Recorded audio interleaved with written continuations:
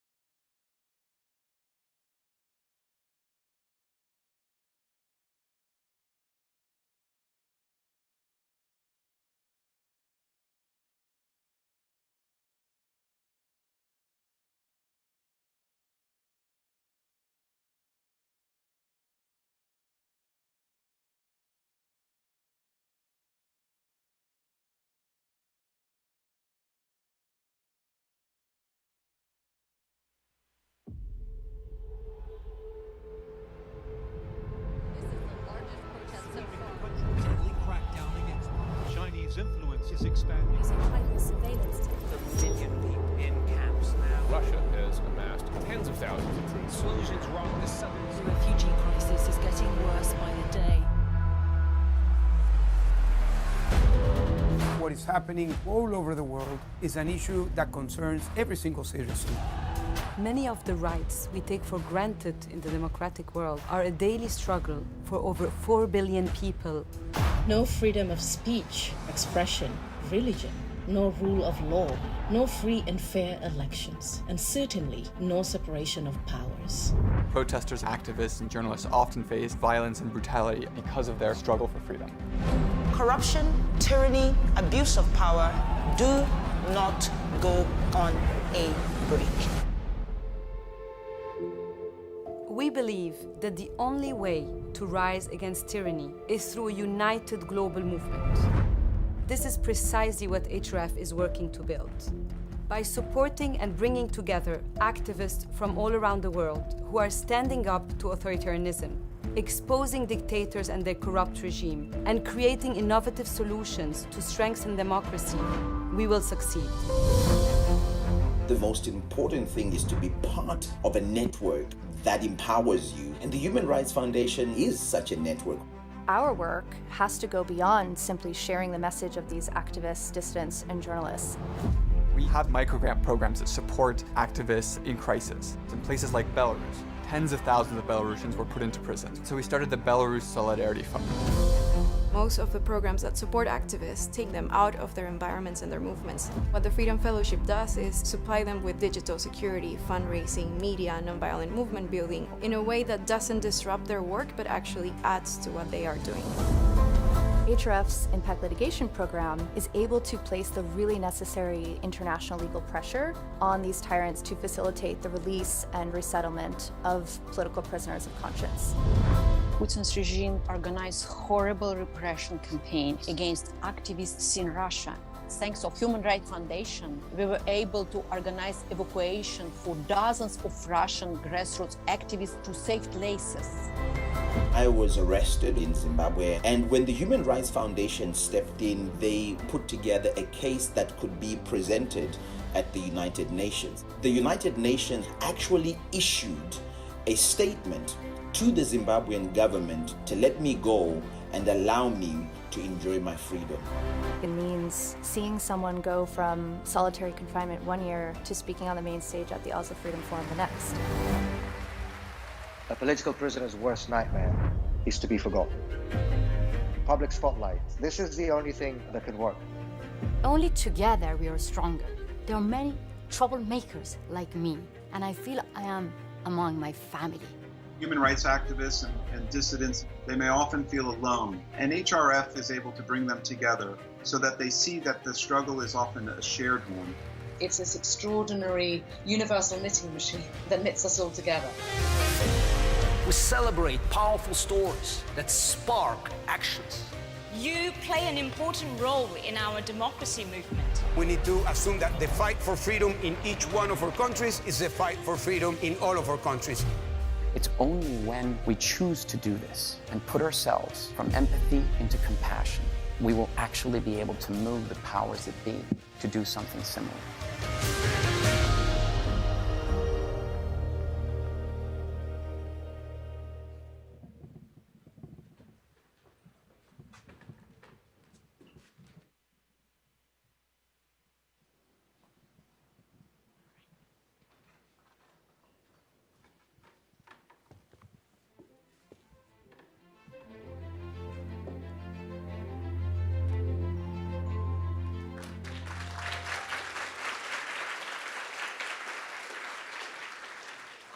Welcome to the Oslo Freedom Forum in Taiwan. It's wonderful to be back in a country that is celebrated as a beacon of democracy. I've only been here 1 day and already felt the vibrance of Taiwan's democracy by the way we were greeted and welcomed by Taiwan's government representatives. In an authoritarian country, we are seen as a threat. But here in Taiwan, we are welcomed as an ally. The world has changed so much since we were last here 3 years ago. We faced a pandemic, new war, and China's intensified assault on freedom and democracy. Each of these are a result of authoritarianism. At the Human Rights Foundation, our mission is to expose authoritarian lies and support the brave activists who are pushing back with truth. Despite the grim reality that you see everywhere, from Ukraine to Iran, despite the fact that the world seemed to be on fire, the global movement for freedom remains strong and defiant. And today, you will witness its scale and power. On this stage, you will hear from individuals who are taking great personal risks to expose dictatorship. They are change makers, they are innovators, and they are building movements for democracies around the world in countries like Burma, Thailand, Saudi Arabia, Ukraine, the Gambia, and more. Some are leaders of opposition parties in their countries. Some use art and music to challenge dictatorships. And some are unable to be with us today because they're imprisoned. Russian pro-democracy activist Vladimir Kara-Murza joined us here for our first Oslo Freedom Forum in Taiwan. But today, he sits in prison for bravely speaking up against Putin's brutal war in Ukraine. And our dear friend, Denise Ho, who spoke from this stage, is unable to freely leave Hong Kong. Standing with justice and exposing abuses are tasks that grow more deadly every day. But we cannot give up. We believe that we can make a difference by supporting nonviolent dissidents and movement. And as you hear from the incredible speaker today, remember that each of us here can play a role in this global fight against tyranny. And the Oslo Freedom Forum is the place where you can find the inspiration, the tools, and the partners to become a champion of change. And if you're an activist, you'll realize that you are not alone.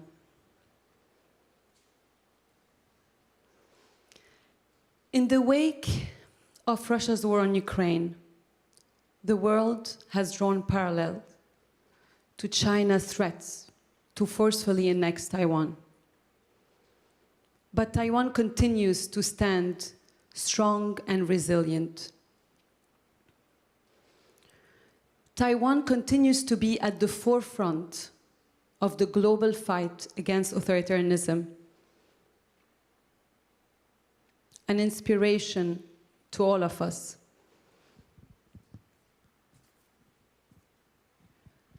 This is why it is a natural choice for us to choose Taiwan to host our Oslo Freedom Forum.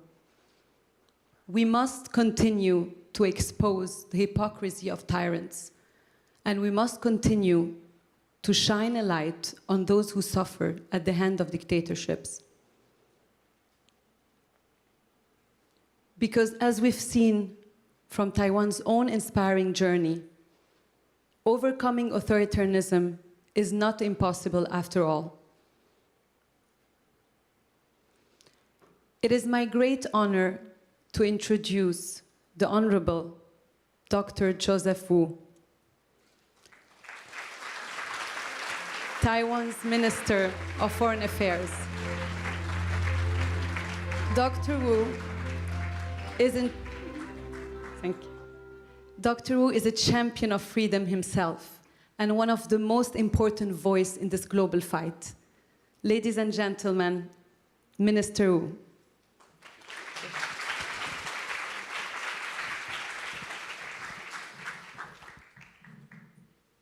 President of the Human Rights Foundation, Ms. Asaf Bostani, Secretary General of the Taiwan Parliamentary Human Rights Commission, Wu Kaixi, and we also have two very prominent human rights fighters here with us. One is the Vice Chair of National Human Rights Commission, Mr. Wang Rongzhang, and we also have a member of Control Yan, who is also a feminist fighter for a long, long time, the most prominent one in Taiwan, Madam Ji Huirong. And we also have many distinguished guests, especially those come from afar. And dear friends, good afternoon. I would like to thank the Human Rights Foundation for inviting me to participate in this meaningful event, which is being held in Taiwan for the third time. It is my great pleasure to address you all. My fellow speakers come from diverse backgrounds, but they have one thing in common. They are all remarkably courageous champions of human rights. They are everyday heroes who have made a positive impact on the world. They inspire us by the way they promote freedom and democracy. I'm deeply honored to be in their company today. Recently, we have seen an acceleration in democratic backsliding due to the pandemic and its aftermath. We have been shocked by disturbing cases of human rights abuses in places such as Hong Kong, Myanmar, and the Gambia. Authoritarian regimes are employing more and more tools and techniques to undermine democratic system and infringe upon citizens' rights. We should be alert to the fact that any setback for democracy is a triumph for authoritarianism. So we all need to ramp up our efforts to strengthen democratic resilience. Taiwan's path to democracy was long and winding, but well worth the struggle. From 1949 to 1987, Taiwan suffered under martial law. During that period, citizens were arrested and persecuted for standing up to the authoritarian government. However, the sacrifices of those brave individuals transformed Taiwan into a thriving democracy.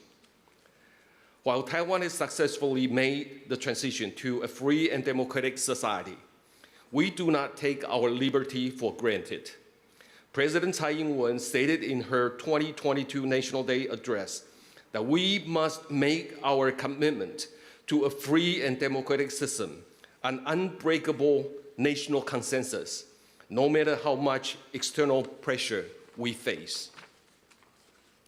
Taiwan stands on the front lines in guarding against authoritarian expansion.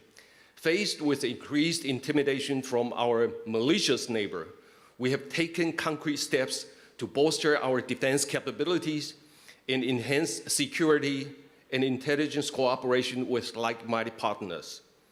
Taiwan also actively engaged with a number of multilateral organizations to safeguard human rights, democracy, and freedom.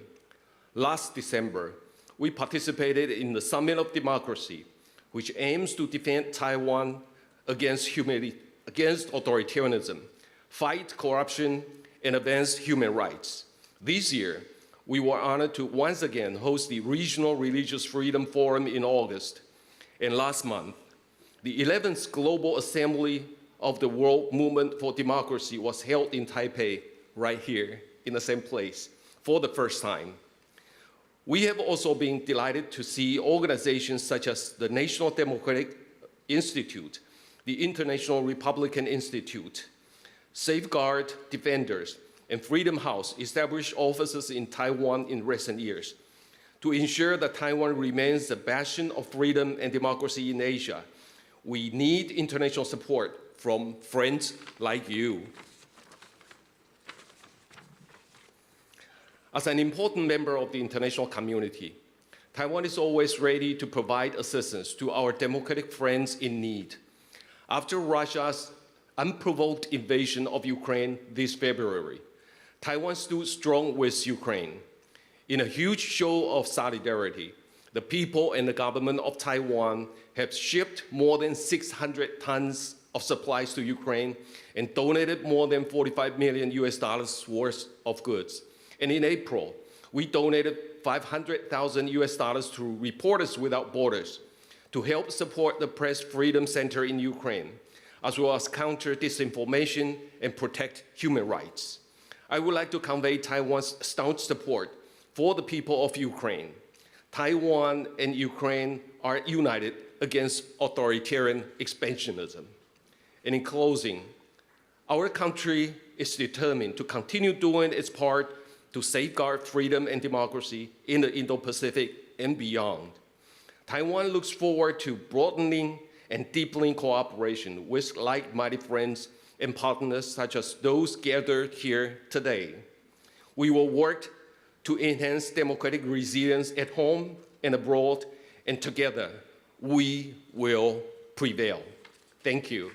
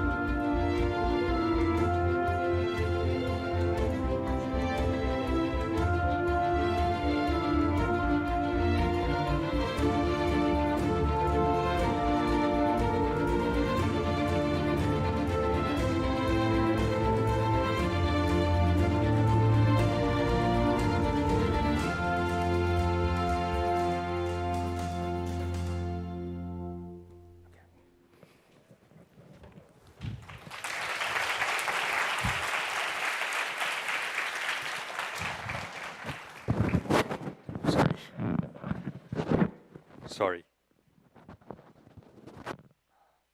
As introduced, my name is Wer Kai-shi. I'm a Chinese dissident living in exile here in Taiwan. And today I'm here to talk to you about change. And then I think I'm somewhat qualified for that topic, since I was a student leader champion for democracy and freedom back in Tiananmen in 1989, and since then. Last week, in a heated debate on the BBC's leading political talk show, it's called Global Questioning, one of my peers, I was on the panel, and one of the panelists suggested that cross-strait relation is complex. And then I rebuked him and I said, well, it's no longer the case. The Chinese regime, an autocratic Chinese regime, have made cross-strait much more simpler. It presented two choices for Taiwanese people. You either stand against it or surrender. It's no longer that complex. It's the same case in a much bigger global picture. The world today is also become simpler because the autocratic have joined and presented us this challenge and very limited choices. After World War II, the world that was exhausted, devastated with millions, tens of millions of human lost, have determined to come to a new world order that can prevent World War III. We have determined to preserve peace. In that notion, we formed this United Nations global order. That orders respect, demands other countries' borderline must be respected, must be defended. We want democracy replace totalitarianism.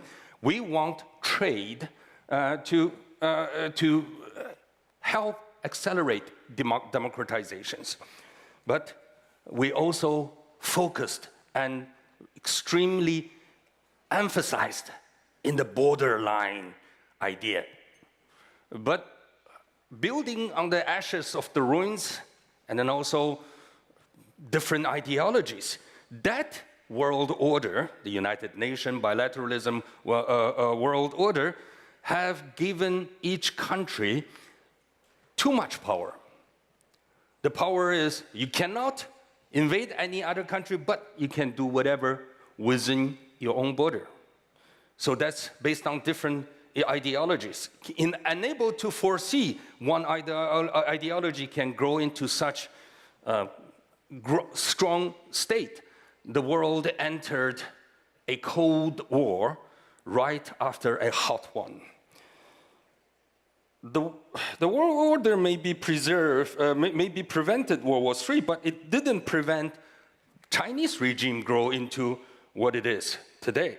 Well, it didn't prevent the Chinese regime launched an invasion to its own capital in 1989 against peaceful protesters. It didn't prevent Chinese regime conduct cultural genocides that have led to more than 150 self-immolation by Tibetan people. It didn't prevent Chinese regime having the mass arrest for dissidents. It didn't prevent Chinese government successfully killing my mentor, my good friend Liu Xiaobo, who became the second person to be killed in prison, second Nobel Peace Laureate to be killed in prison. The voice that we started in Tiananmen,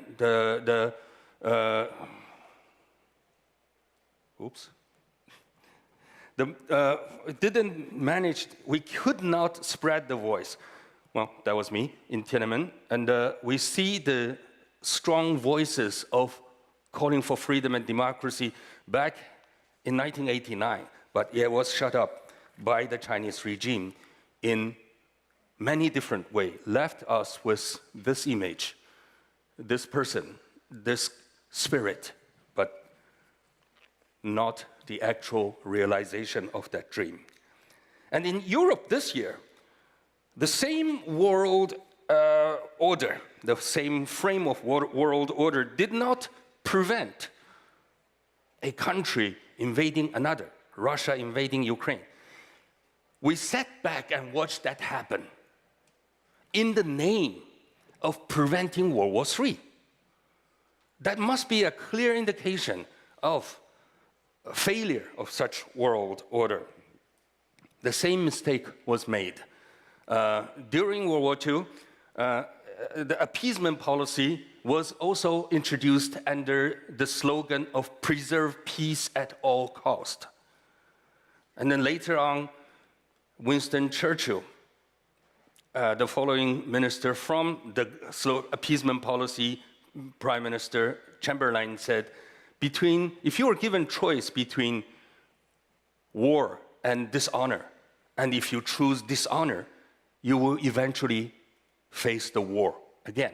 That should be the lesson that we learn, but nevertheless, the world decided to appease. We made the mistake again in the last many decades. Then we see what happened in the street of Hong Kong. And then I think this is the beginning of the world waking up when we see the Chinese regime taking Hong Kong, a city that belongs to the free world, falling. And then I don't think it was the time when the world waking up. Sadly, it wasn't right after Tiananmen. It would be much nicer, but it took so much longer. The brave men and women of Hong Kong, and then the great sacrifices of my people, Uyghur people, in Xinjiang. And we all know what's going on in Xinjiang now. That can tell us the world order that we're supposed to uphold freedom and human rights. It didn't work. So the world is coming around, but not after Tiananmen, not after 150 self-immolation of Tibetans. I think in the last 5 years, the great men and women of Hong Kong and the sacrifice of Uyghur people, and eventually in the last 2-3 years, the pandemic that hit our friends and family, that hit our cities and street, and finally made the world come around and ask ourselves one simple question. What did we do? We nurtured a totalitarian regime to the size the world have never seen. In the name, well, appeasement is not the name this time we use. The name is economic engagement. And then based on 3 illusions. The first illusion is that by engaging economically with China, we will give birth to largest population capitalism. And then the capitalism will give birth to a large middle class. And that middle class will give birth to civil society. And then that civil society will give birth to democracy. That's the illusion, the first illusion. At best, I call it naive. At the same time, we were telling, if you have this economic engagement with China, you are enabling, you are nurturing a totalitarian regime. There will be consequences. And then the world took the second illusion, that the second illusion is, yes, there will be consequences to have business deal with Beijing, but it will be the Chinese people within the Chinese border who suffers, who pay the prices. It will be, in the longer run, better for us, better for the rest of the world. This illusion, at best, I call it selfish. And then the third illusion is that if we keep engaging with China, we can make them a responsible stakeholders. If we can keep dealing with, I'm pretty sure Prime Minister Chamberlain thought if he keep dealing with Hitler, he can strike a deal to preserve peace for United Kingdom in 1930s. And the same mistake is the people say, if we keep dealing with Chinese regime, we can make them a responsible member of this international community. This is the third illusion. I cannot find any other word but to describe it as downright stupid. So under the three illusions, the world, we have nurtured war to this state. In the year 2009, and the 20th anniversary of Tiananmen massacre, I have made a decision to challenge the authority that have killed my peers and then preventing me seeing my parents, my family. So I boarded an airplane, flew to Macau. Macau at that time is the only Chinese territory me holding my Taiwanese passport can land to. And then I demanded dialogue.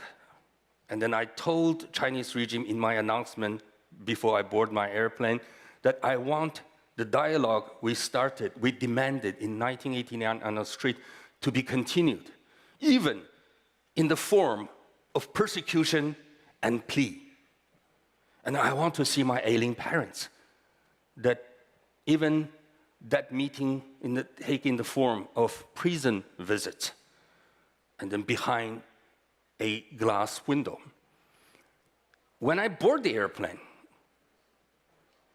I was asking myself, am I ready to give up freedom for a long, long period of time?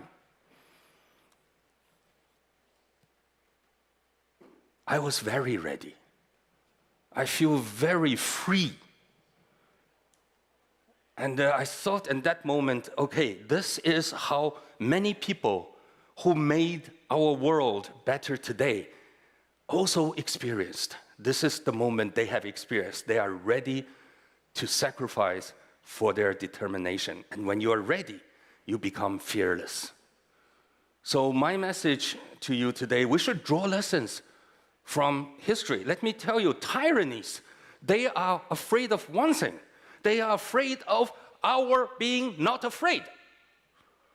Dictators hope for one thing, that they hope we lost hope. So the lesson, if we are ready in today's 21st century to think about the challenges we are facing, two lessons. We cannot have illusions. Second, we must be brave. Thank you all. Thank you very much.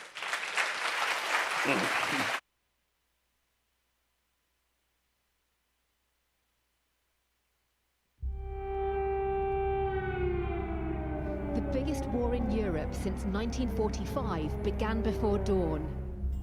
Invasion of Ukraine. Latest wave. What is really happening more on that as details become available. 72% consider Russia more than half of the millions who live here. Cons for both sides. Devastating attack on the school there. More people died collecting water from a water. We've heard a lot about the tensions in the Donbass region in Welcome Ukraine. back, panelists here. Unthinkable. And it is a catastrophe. A new reality. How much of this is semantics? Я хвилююся за тата, не хочу, щоб з ним щось сталося. Раніше я любив приймати ванну. Тепер набираю ванну на випадок, якщо не буде води. Уяви, що ти не можеш її вимкнути.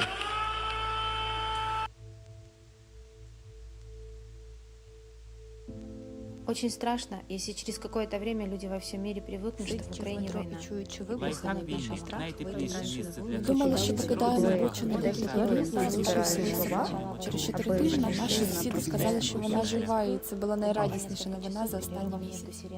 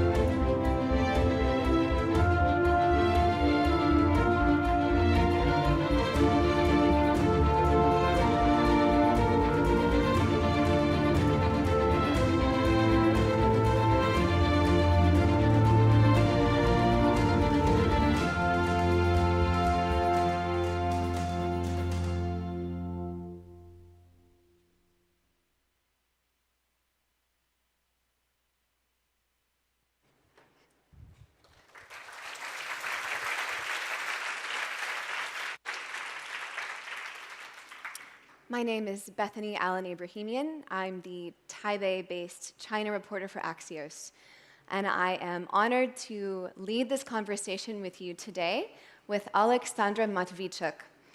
Alexandra won the 2022 Nobel Peace Prize for her work with the center that she runs.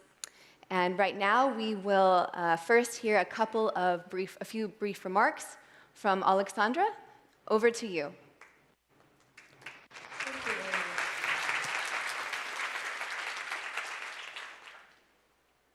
It's a huge honor for me to speak here. My name is Alexandra Matvichuk. I'm here in London. And since Russian large-scale invasion, we united several dozens of regional organizations. We built all Ukrainian network of documentators to document war crimes. And working together, only in 8 months of large-scale Russian aggression, we documented 21,000 episodes of war crimes. And I deal with two feelings on the constant basis. The first feeling is pain. Russia simply uses crimes as a method of warfare. Russia attempts to break people's resistance and occupy by the tool which I call the immense pain of civilian population. We now record this pain. And second feeling is solidarity. I have never wished any nation to go through the war, because war is something unhuman. But at these dramatic times, provide Ukrainians the chance to express our best features.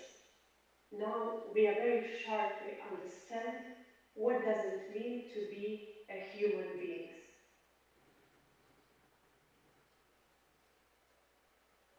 Thank you very much for that. I'll launch us right into our conversation. My first question is about, you said that your organization has documented thousands of Russian war crimes against Ukrainians. Is the international system prepared to deal with such a large number of cases? We faced the situation which I call accountability gap. The Ukrainian legal system is overloaded with an extreme amount of war crimes. But the International Criminal Court restricts its investigation to just several select cases. Hence, who will provide hundreds of thousands of victims of war crimes a chance for justice? And this is a very practical question, because war has turned people into numbers. I noticed that I myself started to speak more with numbers than with names, because the scale of war crimes grows so large that it becomes impossible to recognize all stories. It means that we must ensure justice for all, regardless of who the victims are, the type and level of cruelty they endured, and if media is interested in their cases, because we need to return to all people their names. And we can do it when we create an international tribunal and hold Putin, Lukashenko, and other war criminals accountable. Thank you for that.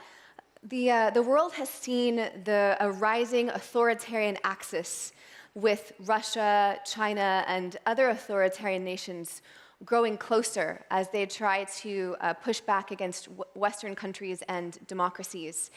Are Ukrainians generally aware of China's support for Russia during this time? And what do you think the international community should do about this? What should the reaction be? Dictators always support each other.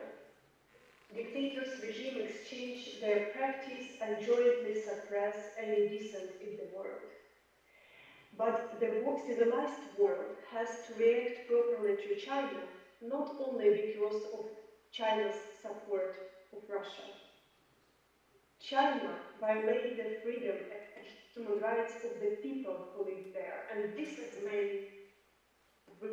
reason why civilized world has to react. It's one of the most important lessons learned, because the connection between peace and human rights is inextricable. That was evident for the dissidents in the Helsinki movement. Human rights and rule of law are a matter of common security, just as important as military potential or economical stability. And this means that state that systematically disregards human rights obligations, prosecuted lawyers, journalists, human rights defenders, artists, etc., is a security threat not only for their own citizens, but for the entire region. In some of the work that I have done in Taiwan as a journalist, I have been able to see firsthand how Taiwanese civil society is beginning to rise up and respond to a future potential threat from China with civil defense training, training about how to fight potential Chinese disinformation. You have so much experience in civil society, in strengthening and preserving Ukrainian civil society. What advice do you have for Taiwanese civil society as they are preparing for what may be more pressure from China? I will start with 2 points. Don't be afraid and don't waste your time. Immediately after the invasion, international organizations evacuated their personnel, and it was common people in Ukraine who supported those in the combat zone, who took people out of the ruined cities, who suffered under artillery fire, who rescued people trapped under the rubble of residential buildings, who broke through the encirclement to deliver humanitarian aid. And Ukrainian examples show that people are much powerful than army. Common people have a much greater impact than they can even imagine. A joint voice of the common people could change world history quicker than the UN intervention. Resistance is the best strategy. Freedom will prevail. That's such a powerful statement, Alexandra. My final question is, what's at stake for the rest of the world? You know, we look at Ukraine, we look at Taiwan. They seem small on a map. What is so important? What's at stake here, really? I think that it's a time to understand that all these dictators lead with civilized world a war which has a distinct value dimension. They try to convince the world that freedom and democracy are fake values. Because they try to prove if they're genuine, why do they fail to defend anyone? And this means that we need to start the urgent reform of international system of peace and security. We must provide effective guarantees of peace, security, and human rights to all states and to all their citizens, regardless of their membership or non-membership in military blocs and the military potential capacity. Thank you so much for your time today, and we appreciate you sharing your incredible experiences with us, Alexandra, and please stay safe.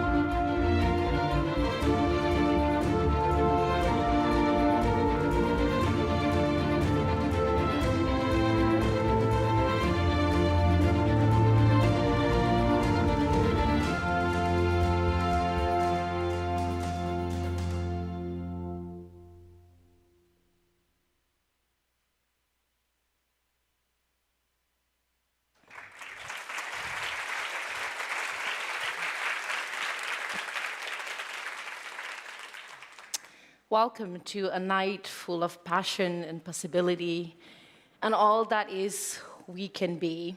My name is Tufa Jallow.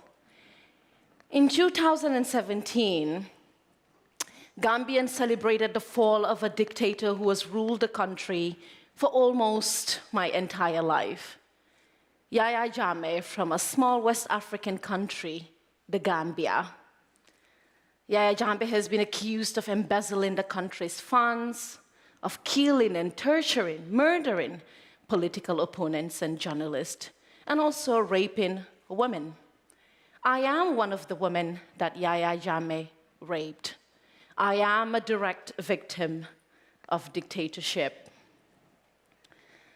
Part of the money embezzled, also money that he has received from the Asian continent. Jammeh built strong ties with Taiwan, but later broke it off after not being able to receive so much, or when he realized that he could receive much more from China. And as we speak, Jammeh has a strong relationship with other dictators around the world. Gambians came together to oust their dictators. But at the center of taking out Jammeh were women's rights groups, dissidents of the Gambia who lived outside of the Gambia, who mobilized political opponents from all over the country to center one political opponent that took out Jammeh. Of course, he refused to step down until a military intervention had to be called for. Taiwan has spent more than $100 million in aid to the Gambia, aid and finances that end up in Jammeh's pockets, whilst the rest of the country were impoverished and living from paycheck to paycheck. When I was 18 years old, as a young woman from a very middle-class family, I participated in a scholarship pageant, promised to study anywhere in the world, promised to study any career that interested me.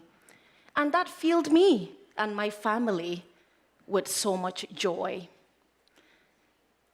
We are less than 2 million people in a culture that is so conservative, where young women don't have a lot of promise for the future. Being married at 12 and 13 is the norm within that culture. Having the possibility to study filled me with a lot of pride, and my family as well. And instead of going to a university anywhere in the world, I was coerced, invited to the State House, and raped by the most powerful man in my country, in the most powerful building in my country. I received calls from protocol officers again and again, and then I realized the president wanted my no to become yes, just like many other powerful men around the world, especially within dictatorships. So I had to flee my country at the age of 18, being homeless, being a refugee in a neighboring country, and then finding asylum in Canada as a protected person. For years, I couldn't tell my story, just like many other survivors of violence, because we do realize that the establishment would rather see through us than actually look at us and listen to us. We are often not representatives of our own stories, and we are supposed to die away, become a headline, and that's it. So after mobilizing with Gambians abroad and on the ground in ousting the dictator and ensuring that women's rights or abuse of women's rights was at the center of holding Jammeh accountable, we were able to have him go to exile in Equatorial Guinea, another dictatorship. I spoke to the New York Times, the CNN. I fight at the International Criminal Court to bring justice to Jammeh and ensuring that sexual violence is part of the crime that he's been convicted for. I opened a foundation. I led the first women's march in the country against not only the dictator, but powerful men and all the residue of dictatorship that is being left in the Gambia. We are a newfound democracy now since 2017. And Taiwan, of all countries, knows what it feels like to move into democratization. And we are as fragile as ever before. The men have used violence against women as a way to entrench their power. So it was important to speak up. It was important to inspire other women. But at the center of that is recognizing the world's attention on me and my story is not because of who I am or my capacity as a human being, but because of the power and the reputation of my rapist, who was a dictator. And when we talk about dictatorships and all the impacts it has on our lives and our inability to thrive as nations and countries, the stories and experiences of women, girls, and young people are often left as a footnote at worst. And today, as I stand here,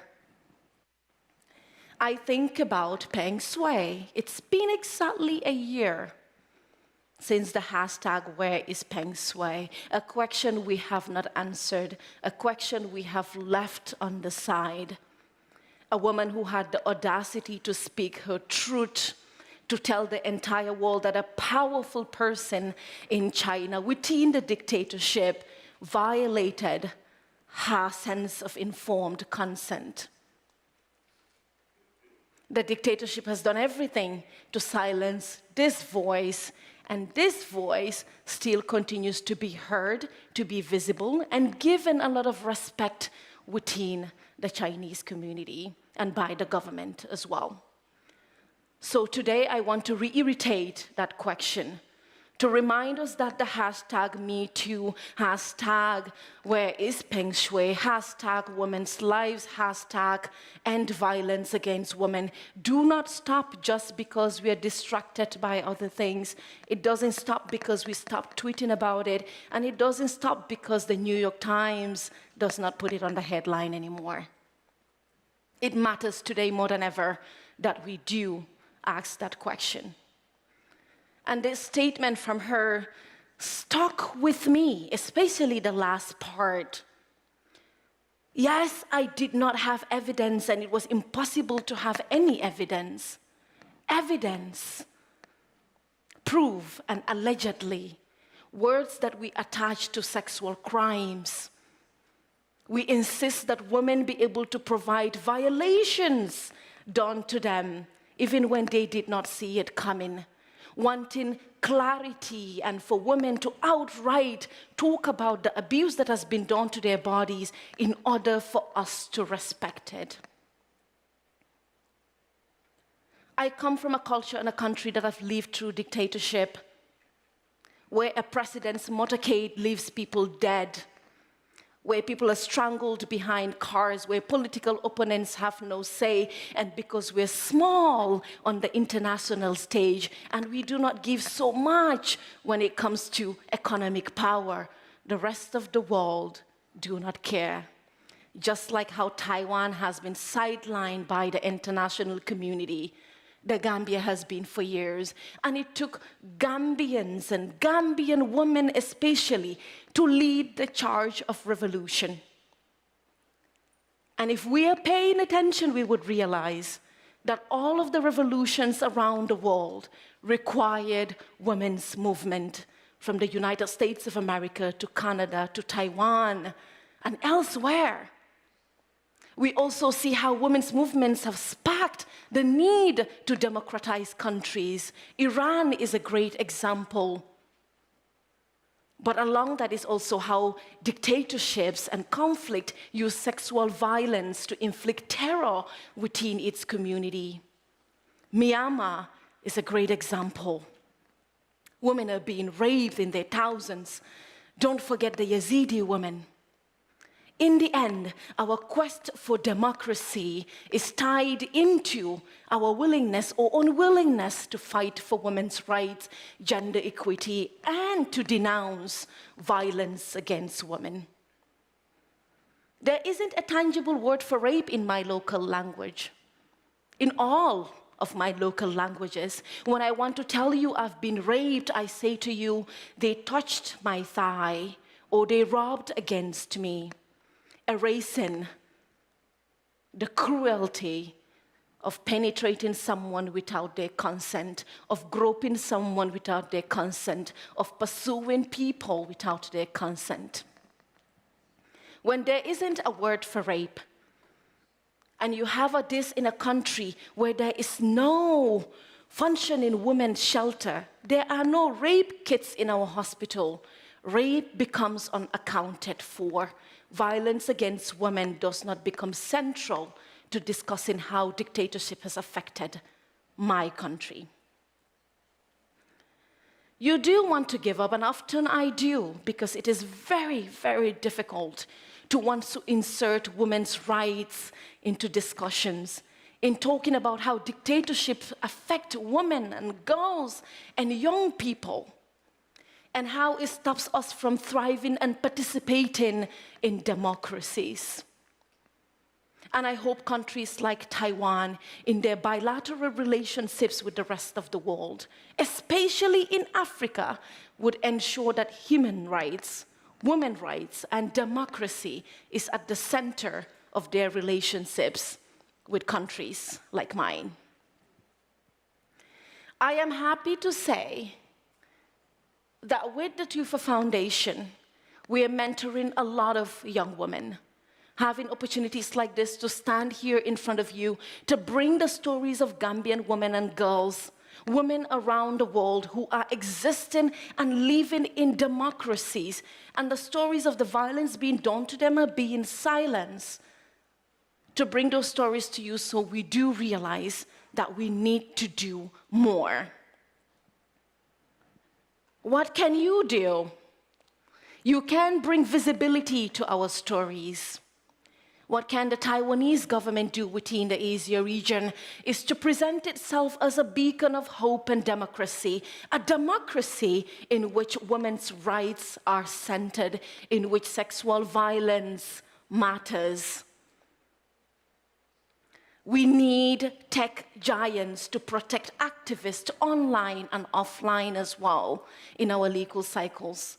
We should be able to do the work we do while keeping safe. Excitingly for me is that we do now have a piece of land for the first functioning women's shelter.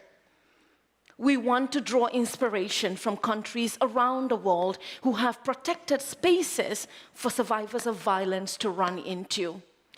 If we demand women to say "Me Too," when we encourage young girls to be able to stand up for themselves, if we want to create many more Tufas who will participate in thriving democracies, we should be able to create safe spaces for them.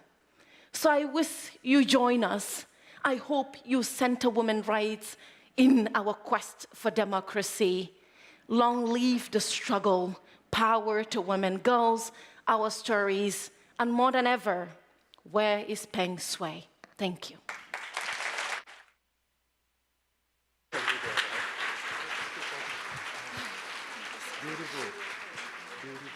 미움과 뜨거운 경모의 정을 담아 위대한 김일성 동지와 김정일 동지께 가장 숭고한 경의와 새해 인사를 삼가드립니다.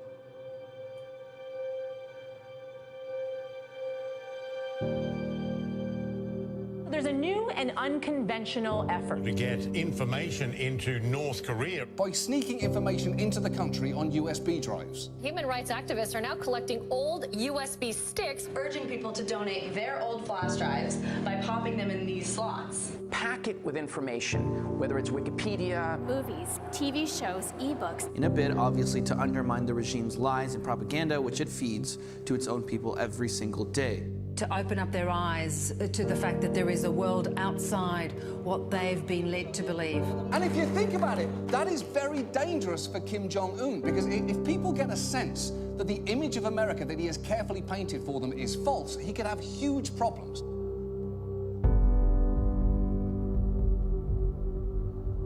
김정일 동지께 큰소를 위한 투쟁에 고귀한 생을 바친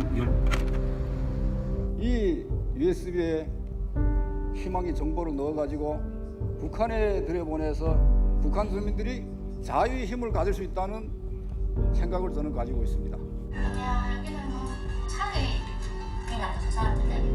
북한 내에 진실을 알리는 것이 중요할 뿐 아니라 북한 밖의 소식을 알리는 것도 중요합니다.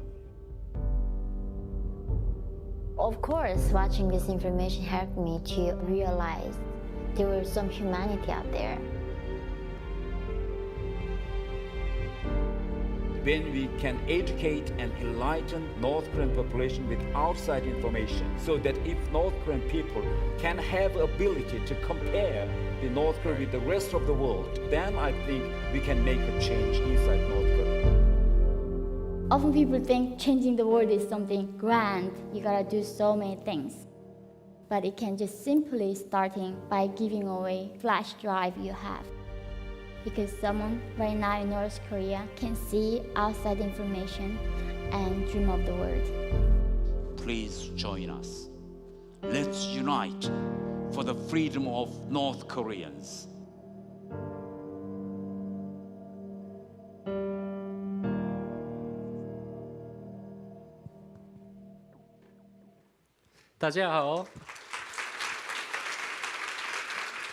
My name is Seungmin Lee, and I was born in North Korea, but I was lucky to get out when I was 23.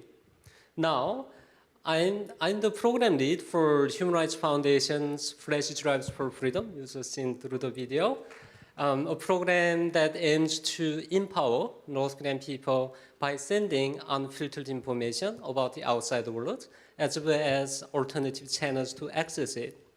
We do this work in partnership with local groups who have expertise about North Korea. A few days ago, when I was landing in the airport here in Taipei for the first time, my excitement and anticipation to meet you here all in person grew exponentially. When I think about Taiwan, it stands as an example of shining democracy in the world today, a beacon of light, or could be something in places like North Korea. Taiwan's population is actually almost the same as North Korea's. Yet, it couldn't be more starkly different when you take a look at the people's lives in both societies. In your country, freedom and respect for human rights abounds. In the country where I grew up, human rights is not even a concept we can fathom. In North Korea, most citizens are not allowed to access the internet, make international phone calls, or even leave the country without the regime's authorization. North Korea is like a giant prison that has no parallel in this 21st century. But you, the people of Taiwan, continue to inspire the world and make me hope a better future is possible for North Koreans too. When I was growing up in North Korea, the government taught us that North Korea is a socialist paradise on this planet, and children in South Korea spend their days searching for food in garbage cans instead of going to school. However, when I first secretly watched the South Korean drama called Winter Sonata, it blew my mind. In the movie, instead of people wandering around scrounging for food, I saw endless skyscrapers, traffic jams, people sipping coffee at cafes, and electric lights shining day and night. I mean, wow, people even using hot water in their houses. After watching this video, my preliminary conclusion at the time was, I guess capitalism is not that bad after all. North Korean dictator Kim Jong-un recently called such content a vicious cancer to be eliminated. Yes, the truth is a significant threat to the dictatorship, but the truth is a necessary weapon for North Koreans to liberate themselves from the grip of North Korean dictatorship. This is why I believe in the impact that our Flash Drives Freedom has made and its great potential going forward. Thank you very much.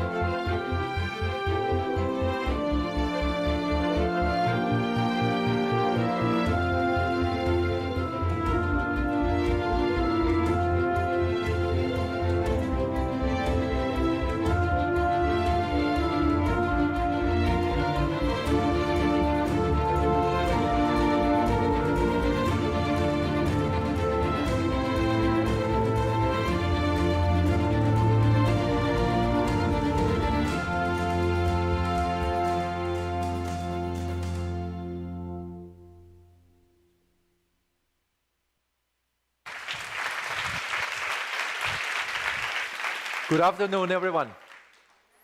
It is my honor to be here today, and today I will talk about why do we need to defend democracy. I think the best way to answer this question is by answering another question. What had happened when democracy was lost? There's no better place to look for answers than to look at what had happened in my country, Thailand, in the last 90 years. Since 1932, Thailand Democratic Revolution, the country still struggles to establish a democratic governing system. At the heart of the conflict is this question: to whom the power belongs? The military, the monarchy, or the people? Few numbers confirm this fact. In the last 90 years, Thailand has already 20 constitutions, 29 prime ministers, and 13 coups d'etats, more than any other countries in the world. On average, we have a new constitution every 4.5 years. On average, we have a new prime minister once every 3 years. And on average, there's one coup d'etat in every 7 years. I am 44 years old this year. And in my life, I have gone through 3 coup d'etats already. When people stand up against the dictatorship and demanding ballots, they receive bullets. 77 people were killed in the 73 uprising. 200 people were brutally massacred in October 76. 100 people been shot dead in May 1992. 99 people been shot dead in daylight in the middle of Bangkok in May 2010 for demanding a fresh elections. You see all of this. There's no generals has been held accountable for these crimes to date. The establishment just refuses to give the power to the people. This is General Prayut Chan-o-cha, the leader of the latest coup in Thailand in 2014, and he has been at the helm of the power for already 8 years. He is the result of our failure to defend democracy.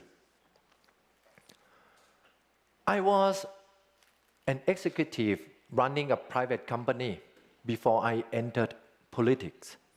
I felt hopeless about the future of my country.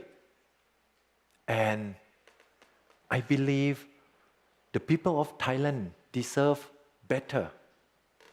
So I set up a political party in 2018 to challenge the junta rule. We campaigned for democracy, human rights, and reform of the military. Our campaign was so successful and it resonated with so many Thai people, particularly the people of the younger generation. We received 6.3 million popular votes in just our first election, 6 months since the inception of the party.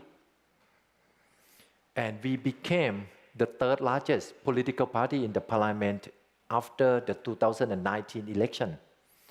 I was selected by pro-democracy parties to be a prime ministerial candidate challenging General Prayut head-to-head.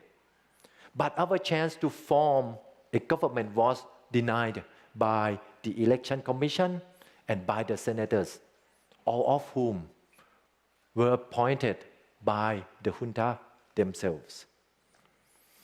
I didn't even have a chance to enter the parliament. The election commission disqualified me from being an MP. And 10 months after the election, our party was dissolved by the ruling of the Constitutional Court, whose members are also appointed by the junta. I was charged with many criminal cases, including Computer Crime Act, sedition charge, violation of emergency decree, and lèse majesté. And my freedom may be limited. I don't even know when they will prosecute me. And it's just not only me. They also go after my family and my loved ones. For example, my niece, 17 years old, she also charged with lèse majesté for insulting the king. The result of our failure to defend democracy goes beyond the border of Thailand. Prayut Chan-o-cha government brings Thailand very much closer to China, diplomatically, economically, and militarily. In 2015, 100 Uyghurs were sent back to China by the Thai government, despite the plea, despite the warning from international bodies that these Uyghurs may face harsh treatment if they were sent back. Despite international pleas that they be allowed to be settled elsewhere. Without General Prayut, these 100 Uyghurs might have been living in a free world today. And this is what happened when you lost democracy. This is Myanmar. Since February 2021, 1,700 anti-coup protesters have been killed, 10,000 arrested, and people flee from Myanmar to Thailand. General Prayut government denies access to these refugees. They cannot enter Thailand and they cannot go back to their home. They seek peace, they seek safety, they seek temporary shelters. And under international laws, they deserve it. There are elderly, mothers with infants, people with disabilities, those wounded from the raids and airstrikes. They are living in makeshift shelters with not enough food, without clean water, not enough medical supplies. International aid cannot be delivered to them because Prayut Chan-o-cha government refuses international aid to flow from the Thai side effectively. This is what happened when you lost democracy. And if you want to know why, Nikkei Asia, a respectable news organization, has an answer. There is an alliance between Prayut Chan-o-cha, the coup leader, Thailand, and Min Aung Hlaing, the coup leader of Myanmar. Min Aung Hlaing gave an interview to Nikkei saying this, quote, "I will only stage coup d'etat if General Prayut is Prime Minister in Thailand." This is what happened when you lost democracy. Thailand 2010, after my party was dissolved, many Thai people started mass protests across the country against the system. They felt that their future was stolen. They demand many key reforms, and including the reform of the monarchy. This is for the first time in the history of modern Thai politics that the demand to reform the monarchy is made public. General Prayut, who lacks a democratic legitimacy, always claimed that he is the only one who can protect the monarchy. He is the only one who can stabilize the country. And under that context, General Prayut's government issues many criminal charges to political dissidents, to protesters, to student leaders, 2,017 people to date. And then many of these are the lèse majesty law, 183 people, I myself included. This is just to silence the call for change and specifically the call to reform the monarchy. Many of them are youth. Many of them have left the country. Many of them are in exile, and many are in jail as we speak.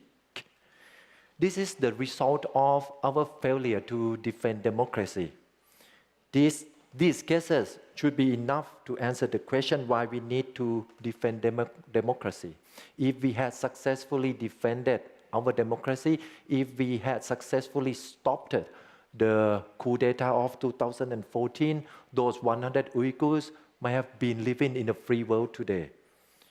There might be no coup d'etat in Myanmar, and hence 1,700 lives of anti-coup protesters might have been saved. And no one would be in jail in Thailand for criticizing the monarchy or demanding a better world. If there is one thing we can learn from this, don't take democracy for granted. It is very difficult to restore it. It takes a lot of time and effort. It takes a lot of blood and tears to restore it. Next year, there will be a general election in Thailand, and I believe that this is a real chance to make a real difference. It will be the first step to install a peaceful transition back to democracy for us. This is not just about another election. It's not about changing a government from this party to that party. But it is about ending the junta rules. It is about making people believe again that this country belongs to us all. So please stand with us in our journey as we will stand with you in yours. For hope, for equality, for freedom, and for international solidarity. Thank you.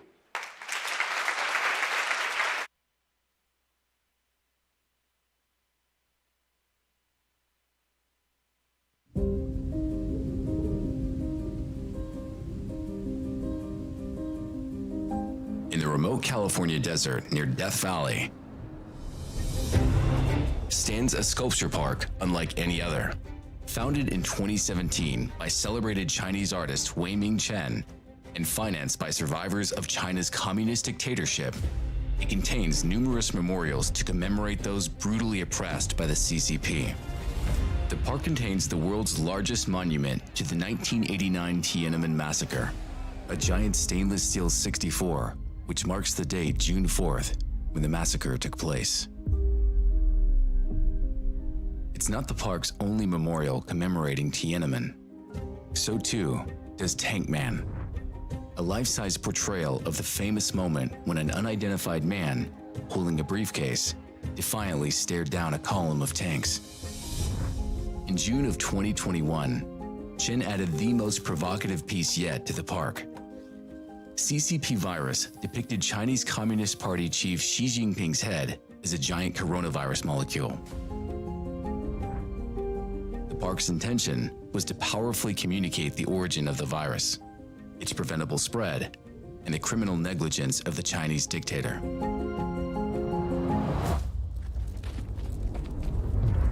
With Within 1 month of the installation of CCP virus at Liberty Sculpture Park, unknown men arrived at the park, set fire to the fiberglass structure, and destroyed it. This outrageous crime was one of many acts of vandalism the park has endured since its founding, but never an attack so blatant that the smoke from the artwork could be seen for miles. After the destruction of CCP virus, Liberty Sculpture Park's founder invited the Human Rights Foundation to become formally involved, and after a visit to their park, HRF's Art and Protest program agreed to sponsor the creation of a new version of CCP virus, this time made of indestructible steel. HRF told the artist at the time that we had a firm belief that the vandalism had been ordered directly by China's dictatorship. Targeting political dissidents here in the U.S. Charging 5 people with stalking, harassing, and spying on Chinese dissidents living in America. Just weeks after HRF's visit to the park, the Department of Justice of the United States government revealed the existence of a Chinese government spy ring involved in efforts to stalk, harass, and spy on Chinese-born dissidents living in America. The order from the CCP agents, in their words, was destroy all sculptures and things that are not good to our leaders. They installed a camera to spy on this artist. The agents also tried to bribe an IRS employee to obtain Chen's tax returns. Their ultimate objective? To totally get rid of him. Consider that if a single art sculpture in the middle of the California desert is so threatening to the dictatorship of China that they have to engage in espionage and arson, imagine the sheer power of art and what could be done if there were memorials to the crimes of the Chinese regime all over the world.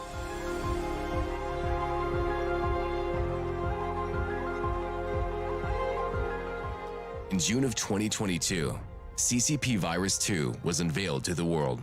This sculpture park is such an inspiration to so many people around the world.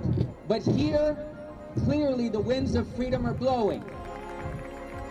The vision of the Human Rights Foundation's Art and Protest program and of Liberty Sculpture Park is to explore recreating such monuments in new locations throughout the world. We invite you to become involved with this effort. Reach us at artandprotest@hrf.org.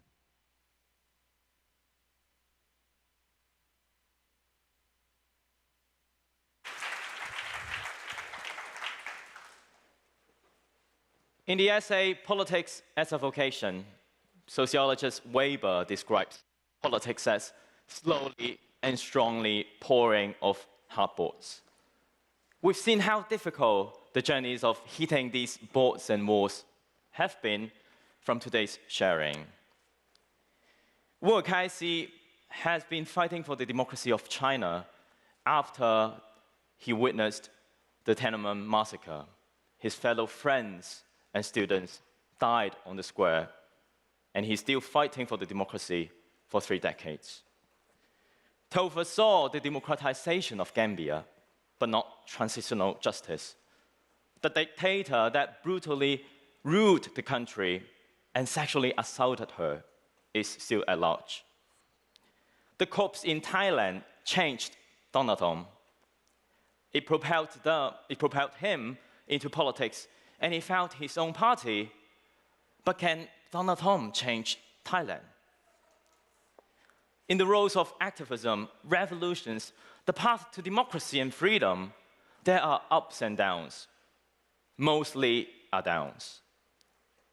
If the arc of moral universe is indeed what Dr. King says, that it bends towards justice, then we could not help but ask, how long does it take? How many of our lives are lost before the arc touches the end? Sometimes reality can be frustrating. Most of my Hong Kong activist friends in Hong Kong, they are in jail. Joshua Wong, Les Hasham, Benny Tai, Jimmy Lai, some of them may not be able to get out of prison alive. Freedom of press, speech, freedom of assembly, civil society in Hong Kong, they are all gone under the national security law. As a wanted fugitive under the law, if I were to go back to Hong Kong now, I would be imprisoned for decades. We don't have much left, but we still have hope. Hope for change. The hope for the inner pursuit of freedom in humanities. The hope that one day our brothers and sisters, ending or fallen, we can join hands together and celebrate the fruit of justice and democracy. Stars are the brightest in the darkest times. They guide us to where the hard bolts are, and I will keep punching slowly and strongly. Will you? Thank you.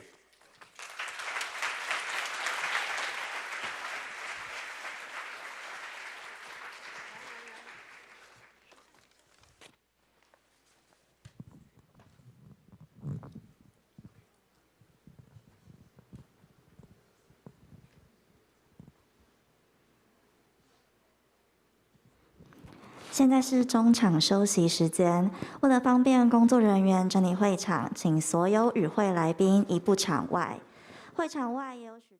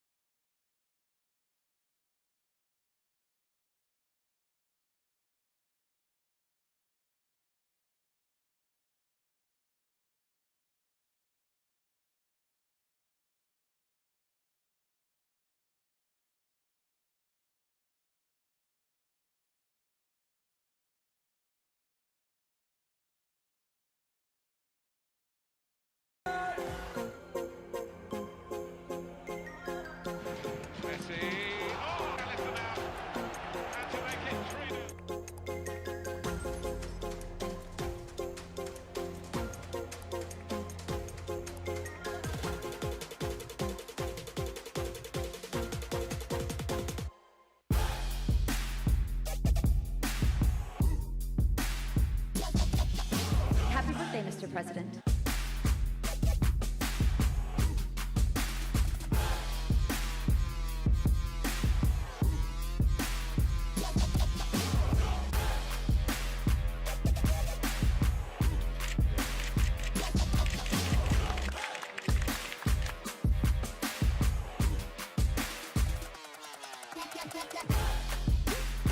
The Human Rights Foundation just claims that J.Lo has made millions over the past 2 years performing for some of the world's most notorious dictators. These are people with crimes against humanity. These are dictators. These are the worst of the worst. All money's not good money. The pop sensation on thin ice this morning after allegedly banking $1 million performing for Angolan President Jose Eduardo dos Santos. Breaking news this afternoon that the proposed takeover of Newcastle is off. It was not a simple football deal. This was Saudi Arabia buying a football club, and it has a pretty poor record when it comes to human rights. The Human Rights Foundation called upon Minaj and other artists to withdraw from the concert. Me and Tiger were supposed to be on our jet this morning headed to Belarus. I think there's more important things than him being on stage and me being on stage, just doing it for the sake of excitement. 4 billion people are living under authoritarian rule. It is the largest problem affecting humanity today.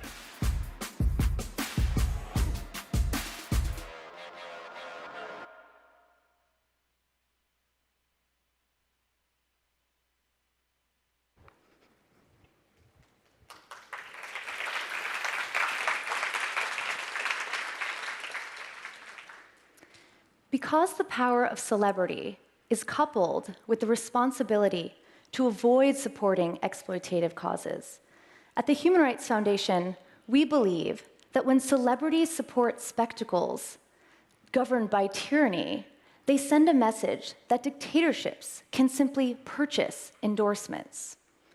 Some people argue, but these celebrities aren't necessarily performing for these regimes, but for their fans. But that oversimplifies things, because in an authoritarian state, virtually nothing happens without the approval of the regime in power. Of course, one example of this is the Chinese regime's infiltration of Hollywood, severely limiting creative expression through censorship. Movie studios are increasingly self-censoring and even consulting with Chinese officials during the filmmaking process. As the people of Taiwan know best, the Chinese government's censorship extends far beyond its borders. At HRF, we consistently work to bring attention to dictatorships' publicity stunts and how we can counter them. Canceling a high-profile event, like a major concert or sports match, brings scrutiny to the country in question. It exposes the hypocrisy of rulers who want to appear progressive while simultaneously suppressing the rights of citizens who seek change. The citizens who want to move support for human rights in the right direction.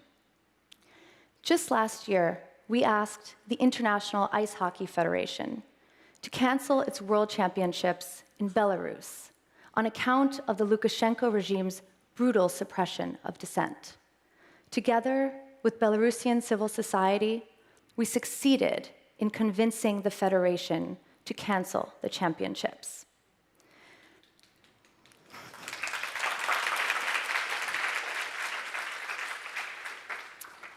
And there are also easy steps that film studios can take to increase transparency, such as refusing to allow the Chinese censored version of a film to become the default version, and by sharing these censorship requests with the public.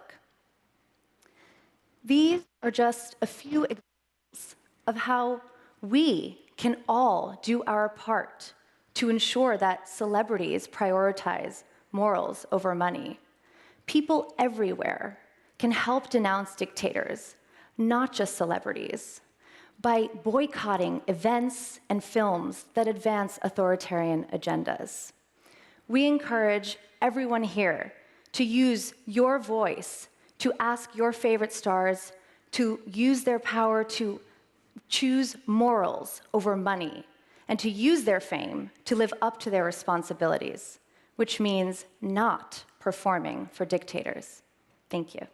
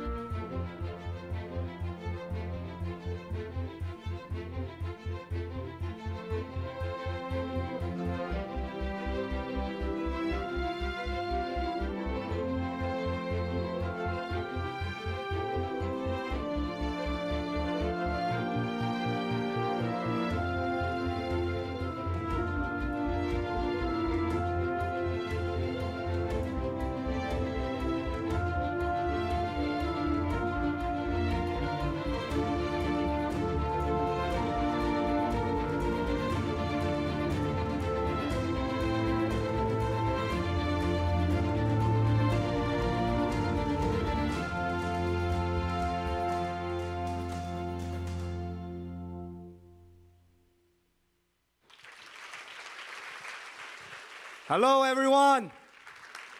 What's up, Oslo Forum? I'm Freddie Lim, a member of Taiwan's parliament, and also the vocalist of the Taiwanese metal band, Sonic. Taiwan is at the front line of the Chinese authoritarian expansion. So you might already know that from the research statistics, Taiwan is now the country most attacked by offshore information operations, of course by China. So politically, economically, culturally, China has been trying to influence Taiwan for decades. So today, I would like to share a bit about how we have tried to combat it. And more importantly, I would love to invite all of you to explore new points to break through. Politically, I think you have already know that the parliament has passed amendments to the major laws on national security and adopted Anti-Infiltration Act to defend ourselves. We also foster the antibody in the public against disinformation. We support the technological tools that prevent disinformation and enhance people's media literacy. And on the other hand, we also push for a more open, more transparent parliament and government to let the public understand better on how the policies are discussed and decided and have a chance to participate in the decision-making process, and also could be more capable of monitoring their representatives as well. With all the measures, we believe our democracy could be more resilient. However, along with what I've mentioned above, are there more innovative ideas we can do? Yes. I think we can let Taiwan be the base and a platform to integrate popular audiovisual cultures in this region. I think there is a lot of potential to make the game different. In the last few years, the progress of the progressive values in Taiwan society has promoted the willingness of Taiwanese artists to create their works with engaging more controversial social issues or strong humanity. At the same time, they also earn the love of a broader audience. For instance, in 2017, the movie The Great Buddha Plus illustrates the lives of low socioeconomic class. In 2018, the movie Dear X talked about the social exclusion of homosexual community. And in 2019, the movie Detention told the tragic stories and twisted humanity under authoritarian regime. and the TV series, The World Between Us, discuss deeply into the debates of psychological disorders and death penalty. In the music industry, the artists speak up for freedom and human rights are well received, such as Fire X and Zheng Yinong and Kimberly Chen, who will play here later. And my own band, Sonic, although we have kept fairly low profile after I got elected to the parliament, but in 2019, we have won a Golden Melody Award with an album contains the concept of human rights. There are a lot of more other amazing artworks that I cannot further recite on. Besides the development of Taiwan's entertainment industries, many Hong Kong professionals in the industries came to Taiwan, and many China-banned movies screened in Taiwan too. For example, the documentary Revolution of Our Times has made an amazing performance in the box offices in Taiwan, was awarded Taiwan's Golden Horse Award. What I want to emphasize is that Taiwan has a huge potential to become a recreation center of artworks and stories of freedom and human rights. And it's possible to have these projects to reach great economic success and to make great influence on the world. Taiwan looks small when it's compared to China, but the market potential shouldn't be overlooked. The total revenue of the box offices of Taiwan in 2021 was $200 million US, ranked 14th in the world. We have a mass population of 23 million people, which is the population almost of the Scandinavian 5 countries. If you can still remember, during the 80s and 90s, when the entertainment industries had an overly leaned on China, Taiwan used to be the major market to Taiwanese and Hong Kong movie industries, has supported numerous stars that are still shining today.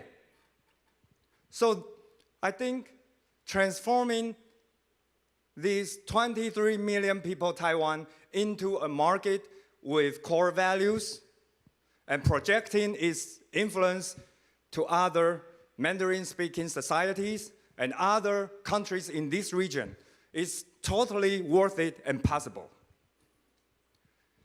So, in the last few years, the Taiwanese government has invested more than 1 billion NT dollars in the development of the entertainment industries.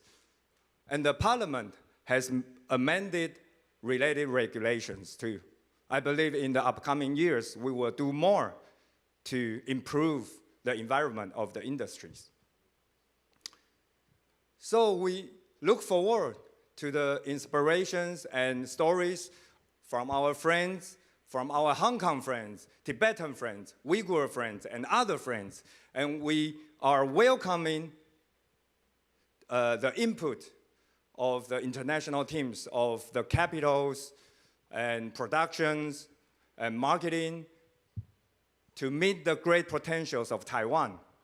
By integrating all of these, I truly believe that we can make much more great, amazing, entertaining artworks with the contents of diversity and progressive values.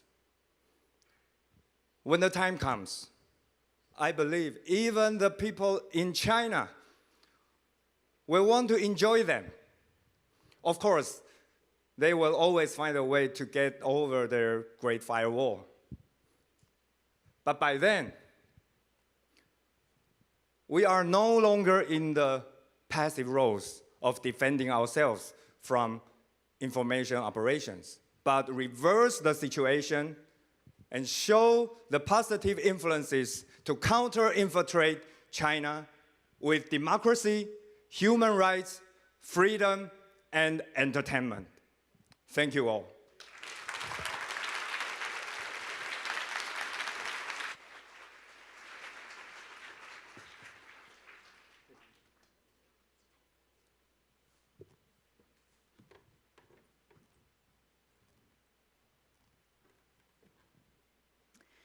I spoke earlier about what celebrities can do to prioritize morals over money.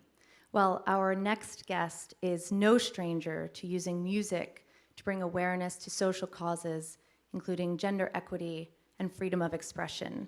She's very popular here in Taiwan and is always releasing new works globally, and she's the only performer to ever sing at the Copenhagen Democracy Summit. Please join me in welcoming Kimberly Chen. Hi. Hi. Hi. Welcome, Kimberly. Hi, thank you for having me. Kimberly, we know that you have stood for human rights through your performance work and other activities, even in the face of censorship. And here at the Human Rights Foundation and the Oslo Freedom Forum, we very much embrace and appreciate your firm stance on these issues. So now, before you perform your first song, can you tell us what values do you stand for? I believe that everyone has the right to have strength and courage to be who they are and to stand up for what they believe in, no matter where you're from, the color of your skin, or the language you speak. You should never be ashamed of that and always be really, really proud of who you are. Absolutely. Without further ado, Kimberly Chen performing Against the Light. Thank you.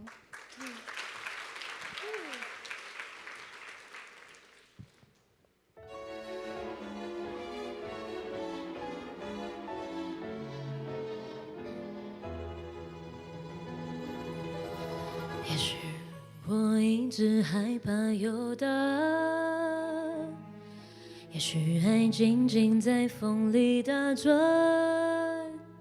离开释怀，很短暂又重来，有时候自问自答，我不能困难把我们击散。我责备自己那么不勇敢，你还没有到达，拥抱过还是害怕，用力推开你，我依然留下。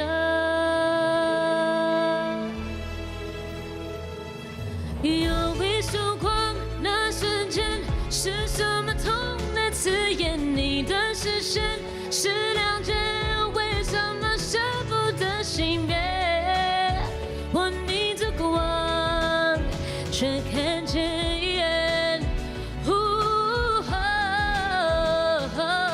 那是泪光，那力量，我不想再去抵挡。面对希望，你在光，感觉爱存在的地方，一直就在我身旁。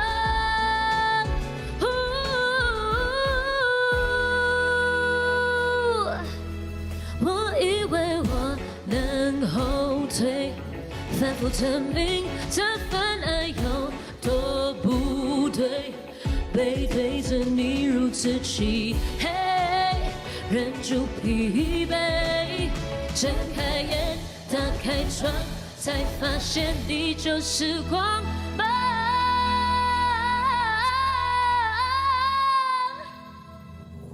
有一束光，那瞬间是什么痛的刺眼？你的视线是谅解，为什么舍不得熄灭？我逆着光，却看见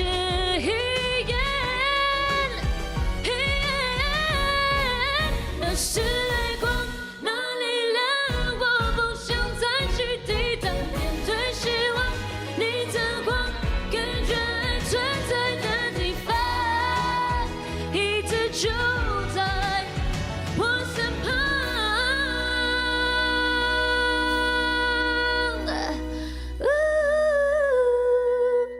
Thank you， 谢谢。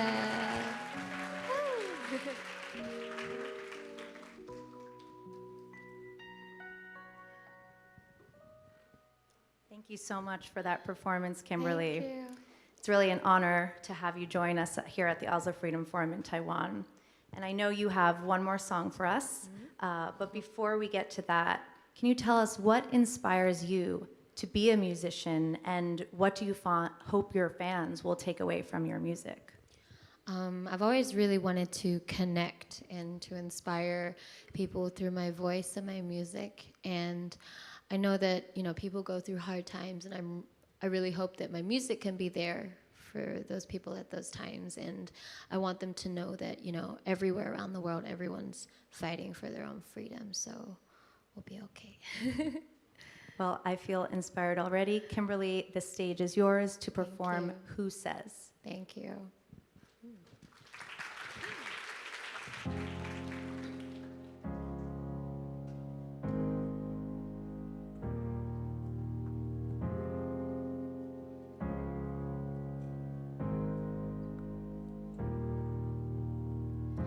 I see a rainbow, but the clouds are in the way.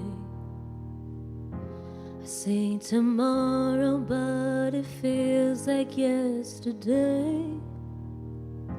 I feel your hands on my heart being pulled away. I feel your smile somewhere hidden in your face. Ooh.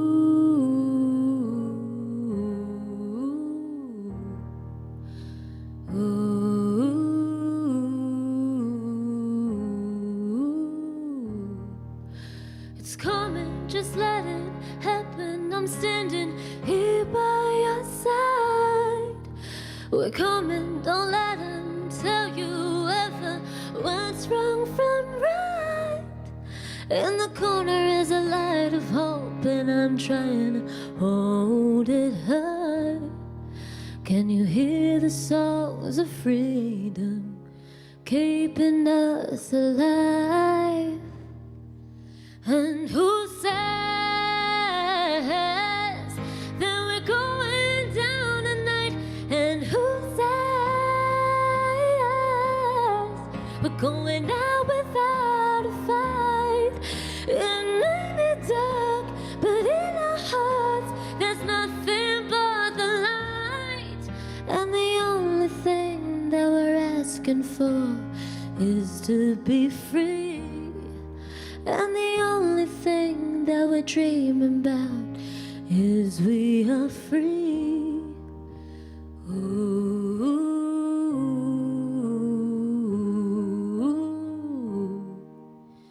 Ooh.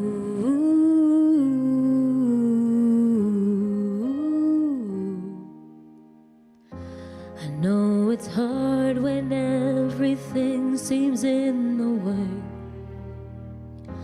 I know it hurts when no one's hearing what you say. I know that one day everything will be okay. I know that smile is somewhere hidden in your face. It's coming, just let it happen. I'm standing here by your side. We're coming, don't let them tell you ever what's wrong from right. In the corner is a light of hope, and I'm trying to hold it high. Can you hear the songs of freedom keeping us alive? 'Cause who says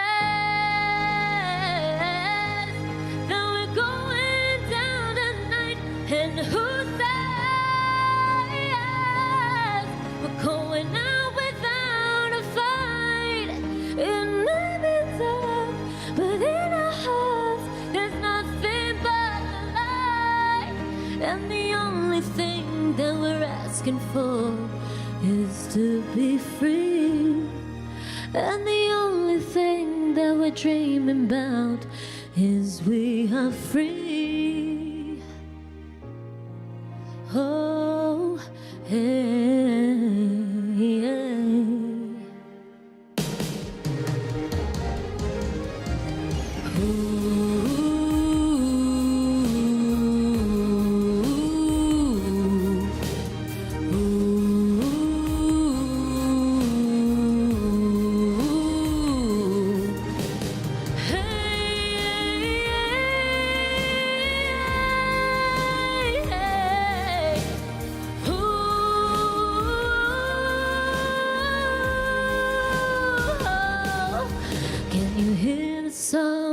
freedom, keeping us alive.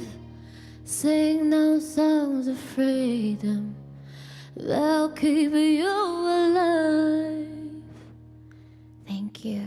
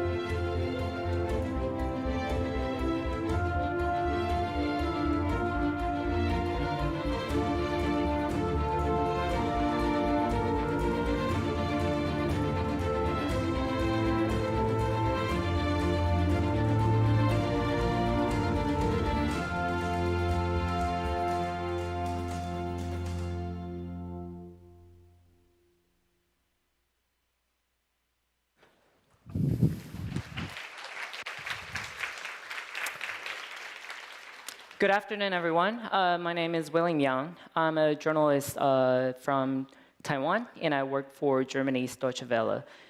Today, I'm very honored to have a virtual conversation with, I think, in my opinion, one of the most talented artists and also activist who has been using his power of art to confront some of the most powerful countries and the leaders around the world. Liu Cao is an Australian Chinese artist who 3 years ago decided to remove his mask and use his true identity to confront China, but also other authoritarian regimes around the world. Liu Cao, thank you so much for joining us. I think I wanted to start out by asking you, why do you choose art as a way for you to present your activism? First of all, I want to say it's really a great pleasure and honor to be here virtually in Taiwan again. This is a fabulous country, and it's definitely an honor to talk to you people now. I think I never really see myself as an activist or dissident in the first row. For me, it's very natural that I just want to be an artist. And that's the way that I can use to express myself, but also talking about the issues that I concern the most. And in this scenario, it will be the human rights abuse in China and in other countries as well. I wouldn't say, there's always a lot of different ways of confronting powers, but creativity and art is definitely one of the things that the Chinese government or other authoritarian regime fear the most, because they are fear of anything which is out of control, full of life and creativity. They want everything to be under control, but as an artist, our role is always to create something new, break the boundaries, testing the limitation, which is something a authoritarian regime would not tolerate. And one of the central elements of many of the artworks that has been featured in your is the iconic tankman scene from the Tiananmen Square massacre. What does this scene represent and mean to you? I think when we talk about China's descent or China's fight back from ordinary people, we all trace back to this very moment when an ordinary guy is brave enough to stand in front of this tank, knowing that the power comparison is so unrealistic, but still collecting the courage to do that. What you see on the screen is actually a real tattoo that on my arm that I put on the 25th anniversary of Tiananmen massacre. I always revisiting this image because this is not like a superhero or comic people with magic. It's just ordinary people, and we don't even know whose real identity is. But it means that even for ordinary people, that we have this courage within us. And at that moment, given all the tragedy and fear and blood that we've seen on the square, the Tiananmen Square, still, at the bottom of the heart, this ordinary guy coming out to do these extraordinary things. But I also want to say, sometimes when a hero is faceless, it's easy to imagine, and it's easy to imagine you can be one of them. But sometimes when a hero has a face, then inevitably it will decay, it will change. So that is why Tankman is always meaning very strongly and special to me in person. And here are a few iconic artworks featuring the Tankman scene that you have produced in recent years. One of it is featuring a flag of Trump 2020 and then the Tankman. What inspired you to apply the scene to the 2020 US presidential election? I have to say this is not easy work for me to do. And because of this work that I get into a lot of trouble for myself. I've been criticized as propagandist from Beijing. I've been criticized as traitor of the pro-democracy movement of China because a lot of people are believing a strong man like Trump would be the hope for China's change. But for me, I always think human rights is something universal, which means it's not just something that the Chinese people are fighting for. It's also something that everyone around the world is fighting for. What I fear and sad and disappointment to see is along the way of hardship of expressing dissent, a lot of older heroes losing their direction. They become very desperate.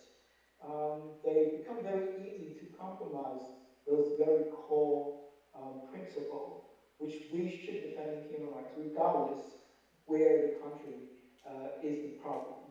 Sometimes, yes, China around will be the problem, but sometimes democracy also needs defenders. Democratic countries also need watchdogs to tell people something is going wrong. The democracy in those countries can be in danger too. So I use this cartoon to express my disappointment to a lot of Chinese citizens who fall into the trap of Trump blindly, failing to see his problem and the problem of the United States. Because I believe that a healthy democratic society is the foundation for us who are in the dictatorship and authoritarian also have the foundation to fight back. And another one is a artwork that features the prominent Chinese tennis star Peng Shuai, who went missing for months after allegedly posting on Weibo, accusing a former Chinese vice premier for sexually assaulting her.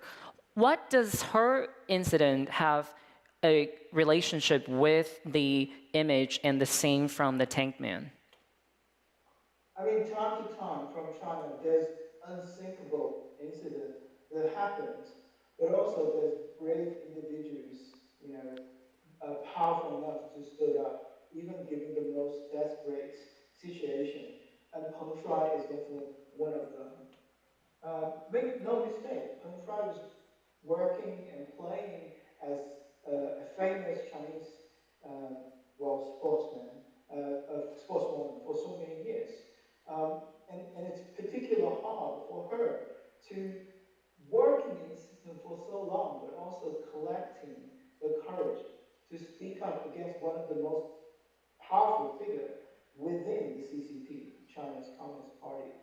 That courage is something truly inspiring. So that is why I was depicting her as a tank woman in the tennis court.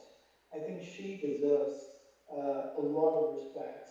And now she's still missing, and we don't know if she will ever get out of this cage and free playing tennis or live like a person, which she's supposed to have just as a normal life.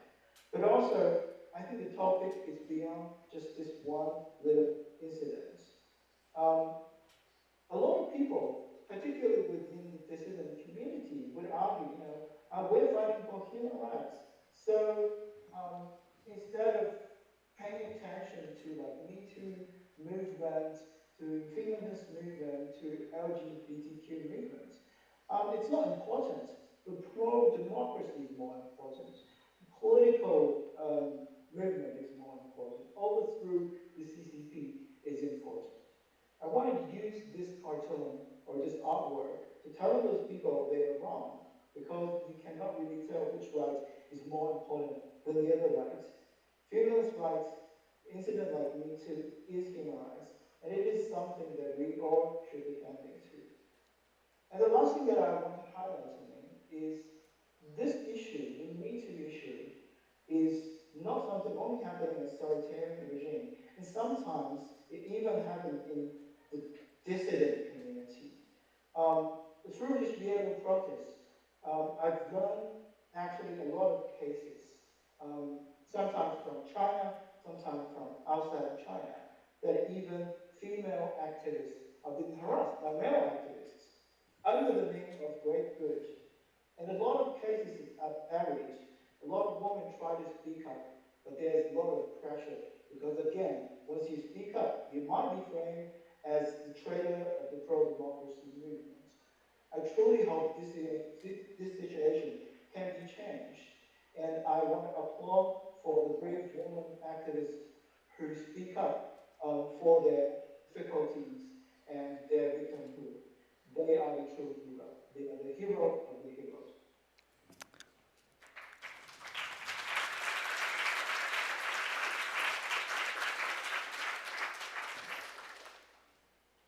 And the last one here is featuring what looks like a tank, but in a form of something that is being like, we all know this symbolizes how during the zero COVID strategy throughout the last 3 years, China has really been imposing this very draconian policy that has struck a lot of the normal Chinese citizens' lives.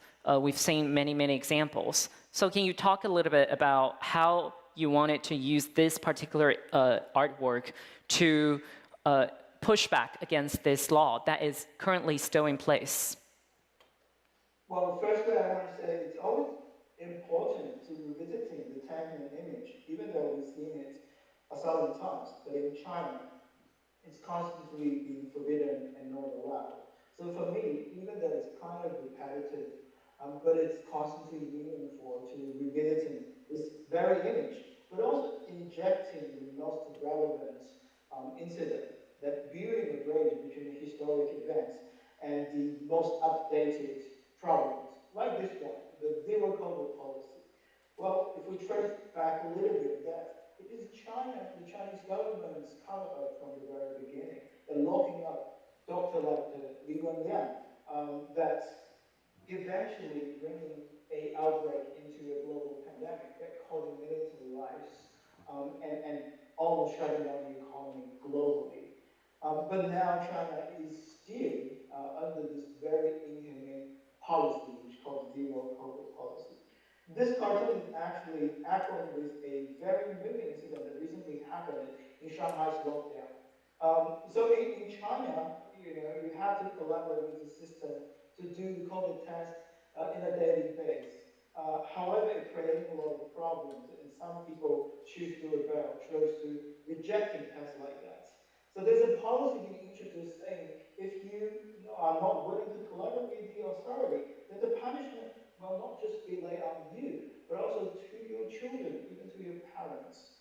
So it's generations of punishment. Then this very young guy from Shanghai, my hometown, one day he got knocked by the police, and the police threatened him that if he do not collaborate, there will be generations of punishment upon him. And he said something quite simple, but rather brutal and powerful. He said, no, you won't have the chance, because I will be the last generation. This is a very strong statement that I ever hear from China, from my generation, this young guy. It's last generation, yes, but who does that referring to? They're referring to Chinese people, my generation, to be the last generation suffering from this regime, but also saying to the powerful, that you are going to be the last generation that rule in this country with this system, and we will put an end to it. And as an artist and activist that takes on big countries like China and powerful leaders like Trump and Putin, what message do you want to send to the world at a time when democracy and fundamental rights are facing renewed threats around the world? I think it's very important that the dissident have this understanding that we're not just serving one purpose. We are independent, and we need to apply principle universally because we are defending universal rights. It's important that we do not just kind of cage ourselves in certain topics and neglecting other topics in order to somehow benefiting the cause that we care the most. Because if there's one person who are living in injustice, there won't be no justice anywhere. And it's very important that we open our eyes, embrace the diversity of the world, and also see the problem around the world. Do not just criticize it on one side, criticize it on all sides. Be the dissident of the dissidents. Speak up on all the issues. For me, that's my personal principle. For me, that's very important. Thank you so much, Radio Cao. We look forward to more works from you in the coming years. And thank you so much for coming here today. Thank you.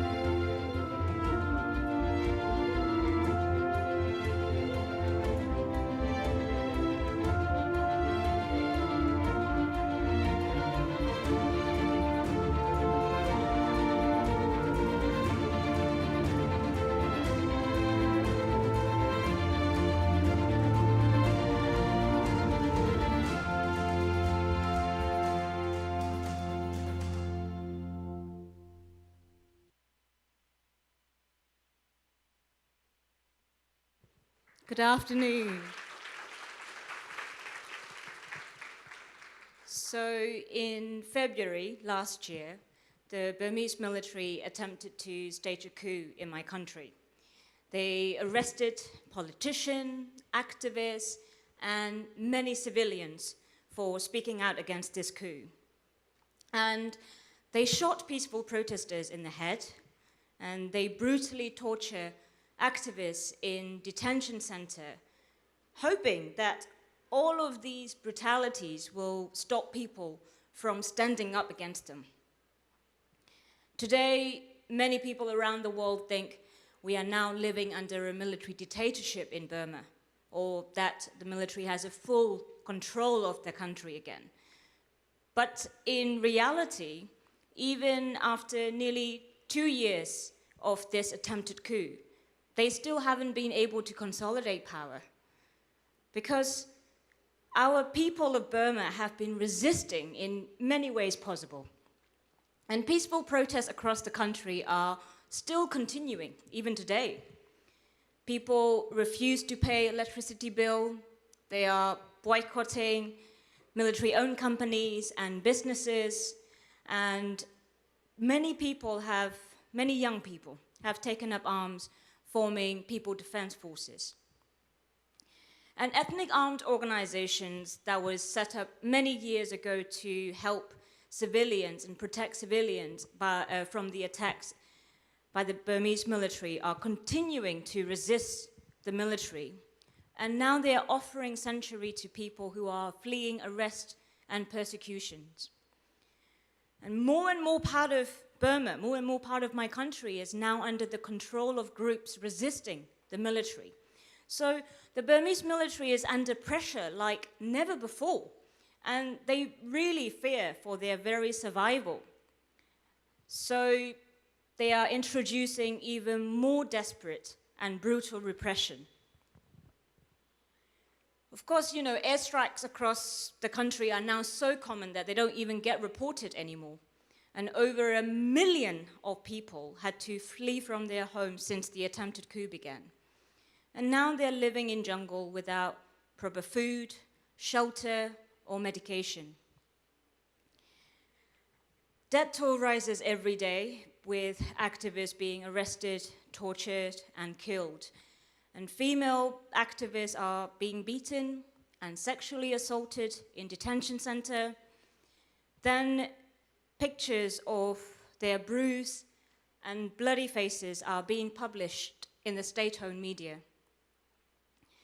Of course, extrajudicial killing in my country is quite common, especially in ethnic areas. Military usually do that. But now, the Burmese military is bringing back the official death sentence for the first time in decades, and they executed 4 political prisoners.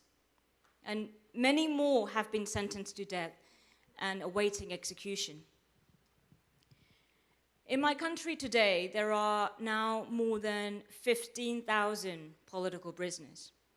And many of these political prisoners are just you and I, students, teachers, nurses, journalists, and many, many young people who should be pursuing their dreams, but instead they are behind bars. And one of those political prisoners is my own father. He was arrested on the first day of the military coup because he is very outspoken and the military sees him as a troublemaker, and I'm very proud of him.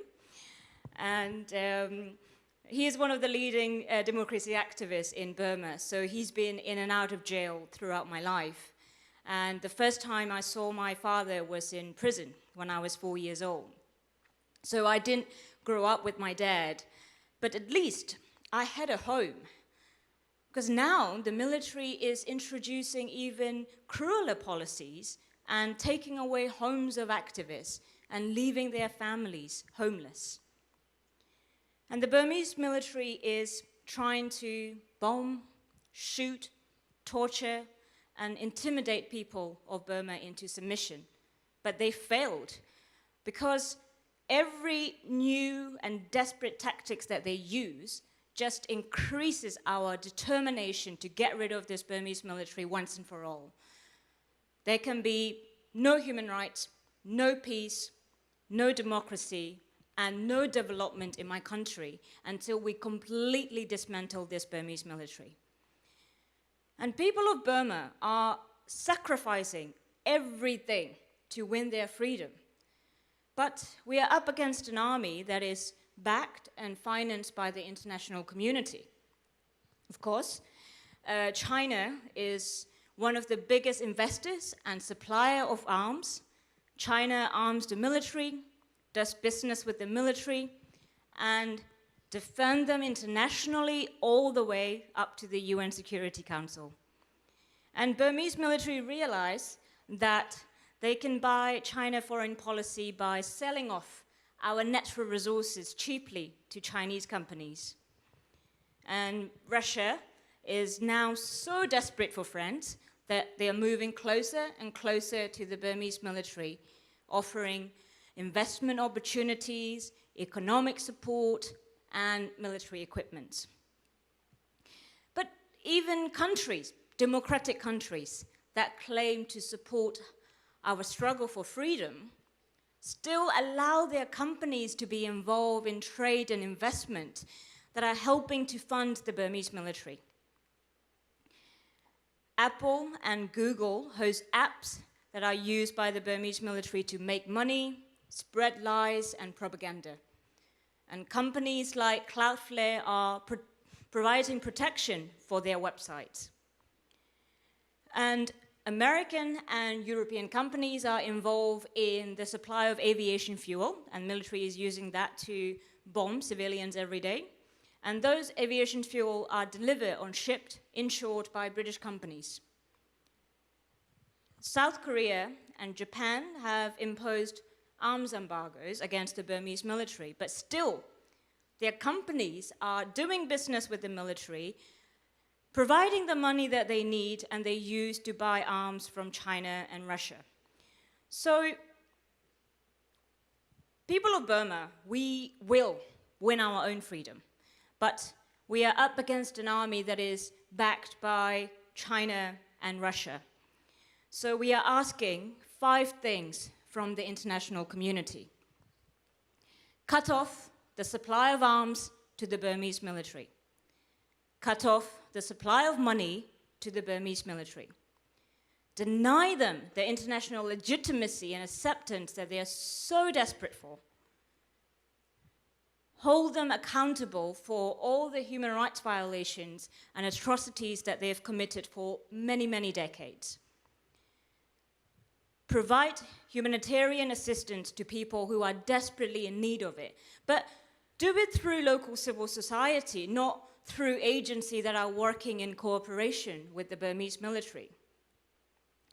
You know, I ask myself again and again, why, after all these years, we are still having to ask for a basic, simple thing as not arming and funding the Burmese military? And it's been 5 years since they committed genocide against the Rohingya in my country, and still they are getting away with it. Our message to every government in the world is simple. Stop helping the Burmese military. On our Burma Campaign UK website, you can see a list of countries that still hasn't imposed arms embargo. You can see a list of companies that are helping to provide services, armed or fund the Burmese military. You know, I don't know how long my father will be in prison this time, and I don't know when I will be able to go home safely without being arrested. And I truly don't know when I will see my grandparents, my parents, or my sister. And, you know, I've lost so much precious time with my family, but at least I am a lucky one because I'm alive and I'm safe. And I'm here on this stage to amplify the voices from inside the country. And many of my friends are now sitting in prison, waiting to be reunited with their friends and families. And many of my friends have lost their loved one. But despite all these challenges and hardships that we faced, we are still standing up for our freedom. And we are extremely determined to get rid of this Burmese military once and for all. The faster we bring down the Burmese military, the fewer people will die. But we really need your help and support to do that. So please support us. Thank you. Thank you.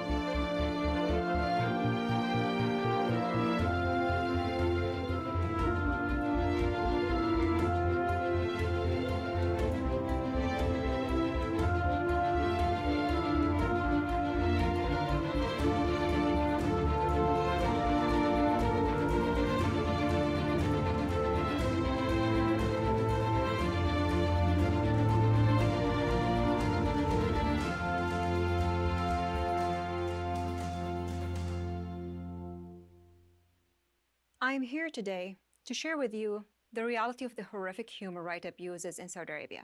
While the Saudi officials promote a false image of reform to the outside world, the reality inside the country is the exact opposite. In Saudi Arabia, there is no freedom of speech and no human rights. Any critical voices are brutally repressed in the country. This has gotten much worse under the regime of the Crown Prince Mohammed bin Salman, also known as MBS, who targets not only known journalists like the case of Jamal Khashoggi, as we all know, but even everyday people expressing themselves anonymously on social media. Life in Saudi Arabia has become a lot more restrictive, brutal, and barbaric than any time before. for simply tweeting, retweeting, or liking a tweet. Thousands of people have been spied on, imprisoned, tortured, and disappeared on a daily basis. People have been sentenced haphazardly to decades in prison, like my brother, Abdulrahman al-Sadhan, who was sentenced to 20 years last year. And recently, PhD student Salma al-Shihab, who was sentenced to 34 years, and academic Noura al-Qahtani, who was sentenced to 45 years, all followed by the same number of years of travel bans. Their families cannot speak up and are often threatened or placed on travel ban themselves. Since we were kids, my brother Abdulrahman was known for his great sense of humor. He always brought us joy and laughter. He also had a great sense of caring and compassion. As a kid, he used to rescue animals and care for them. He looked after us and put everyone else before himself. It was his caring nature that led him to refuse to stay silent towards the injustice and led him to become a humanitarian aid worker for the Red Cross. It pained Abdulrahman to witness the oppression, injustice, and inequality that was present in Saudi Arabia. And like many young Saudis, he expressed himself using an anonymous Twitter account and used political satire and humor as it came naturally to him to criticize the repression. In 2018, our lives completely changed. My brother, Abdulrahman, was swept away during a mass crackdown on human rights activists and online critics of the Saudi government. He was kidnapped from the Red Cross office in Riyadh without a warrant. We later found out that the Saudi government spied on my brother among 6,000 other Twitter accounts that were leaked by Twitter employees that the Saudi government had bribed. In 2021, after 3 years of disappearance, my brother was brought to a secret sham trial that lacked all fair due processes. He was denied meeting or speaking with his legal representatives, his lawyer or his father, to prepare for his hearings, and was sentenced to 20 years imprisonment and 20 years travel ban over satirical tweets critical of the government's repression. During Abdulrahman's disappearance, he was held in solitary confinement for years and subjected to brutal torture, including electric shocks, beating, sleep deprivation, extracting his toenails, and breaking his hand and fingers. As a result, my brother ended up in the intensive care unit for days, fighting for his life. And these are just some of the abuses that we know about. His last hearing was on October 5th of last year. Although signs of abuse and torture were visible, they were ignored by the Saudi court. He has been denied any calls and visits since then, and has now suffered another year of enforced disappearance. Since MBS came to power, there is no respect for the rule of law.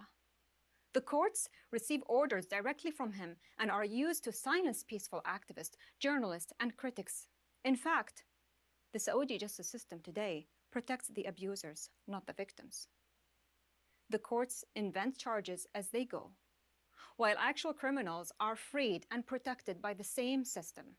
As we see today, there is still no justice for Jamal Khashoggi or for the victims of torture and disappearance, such as my brother and the hundreds of other activists suffering today. Instead, Jamal Khashoggi's killers, Saud al-Qahtani and the rest of the hit squad that carried out his brutal murder, are currently protected by the same Saudi regime, hiding in luxury villas in Riyadh. This also includes the Saudi spies who are wanted by the FBI for hacking Twitter and are responsible for my brother's disappearance and many other activists like him. They are not only sheltered by the Saudi regime, but also are holding government positions very close to MBS. There are no real reforms in Saudi Arabia. The Saudi regime has been whitewashing its abuses by fake advertisements of reform and entertainment events. As all these human rights abuses are happening, we watch sports stars who take their own freedom and democracy for granted compete in golf, football, and Formula One for Saudi blood money, only to help the Saudi regime whitewash its abuses of murder and torture of innocents. For example, when my brother was sentenced to 20 years last October, The Saudi takeover of Newcastle United, a major football club in the UK, was announced just a few hours later. Another example is the LIV Golf Tournament, backed by the Saudi Public Investment Fund, yet another desperate attempt to cover up horrifying Saudi human rights abuses. While there is no real accountability for the Saudi regime's human rights abuses, this has led to increased abuses under the world's watch. The repression is not just in Saudi Arabia. It extended to those living outside of the country, as world leaders have eased their diplomatic isolation of the Saudi regime and have turned a blind eye to these abuses, to the point that it is even affecting their own citizens. MBS's regime has become a lot more emboldened to commit more abuses and threaten freedom and democracy everywhere. The Saudi regime is determined to silence every voice of truth and is targeting and threatening activists and relatives of victims who dare to speak out. Myself, an American citizen, and other activists who are citizens and residents of democratic countries receive threats on a daily basis from Saudi agents. But while the risks are high, we cannot afford to be silenced. Now more than ever, victims are fleeing Saudi Arabia and taking the risk to speak up. We need your help to deliver our voices to world leaders. Join me and other activists in condemning Saudi Arabia's human rights abuses. Post and tweet about my brother Abdul Rahman and other victims of disappearance in Saudi Arabia using hashtag #FreeSadhan, hashtag say their names, and hashtag #FreeSaudiActivist whenever you see Saudi Arabia mentioned anywhere, and whenever you see an ad about Saudi reforms, and to every Saudi whitewashing attempt. Find more ways to help by going to freesadhan.org. Thank you.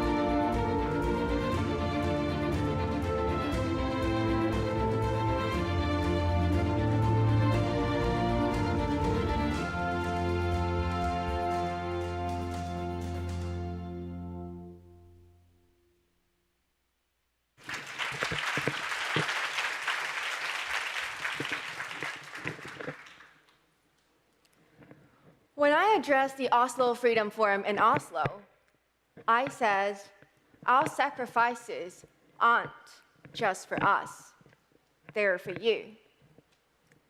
My presence here in another foreign country, so close to home, yet so far, serves as a reminder how true that is. Hong Kongers continue to sacrifice. We are scattered to the four corners of the earth, wherever governments are willing to receive us. Our home has been made inhospitable. Some of us are finding it very tough to make our way in foreign countries. Some of us found themselves refused sanctuary and sent back. I myself tried to make my way in Germany. The language, the infamous German bureaucracy, the food, the cars driving in the other direction are all very unfamiliar and difficult to get used to. The casual and systematic racism I encountered made me feel unwelcomed, as if I'll forever be a foreigner to Germany, no matter how long I've lived there. I sometimes wonder if what they say is true, that ignorance is bliss. Those who have never lived under an authoritarian regime won't have to understand what it means. And those of us who struggle to relate. For some of us, even the question, "How are you?" is loaded and uncomfortable. For a while, I tried to be genuine and honest. I once responded, "I'm terrible. Half of my friends are in jail." Not exactly the kind of dinner conversation my hosts were hoping for. But jokes aside, try it. Invitations will tend to dry up. Or when it's Christmas, and your friends are complaining about having to go home to see their parents, and you can't help but be secretly jealous about it. Or when think tanks and politicians tell you that Hong Kong is now a lost cause, unless it turns into another Singapore, as if my city is just a money-generating tool instead of my home, I can't help but feel bitter about it. The new regime in Hong Kong has crushed our freedoms, our lives, the life we could have had, the choices we could have made. It has denied us of our agency. A denial of agency. If there is a lens through which you can understand much of the modern Hong Kong history, it would be that. Agency is the capacity to decide for oneself and to be held responsible for it. Through various occupations, Hong Kongers' voices have been stifled again and again. Through British rule, and now forcefully through the brutality of the Chinese Communist Party puppets in Hong Kong, we are silenced. Disturbingly, this trend is set to continue unless we fight for agency as we make our way in foreign lands. But too many Hong Kongers feel as if they're guests in another country.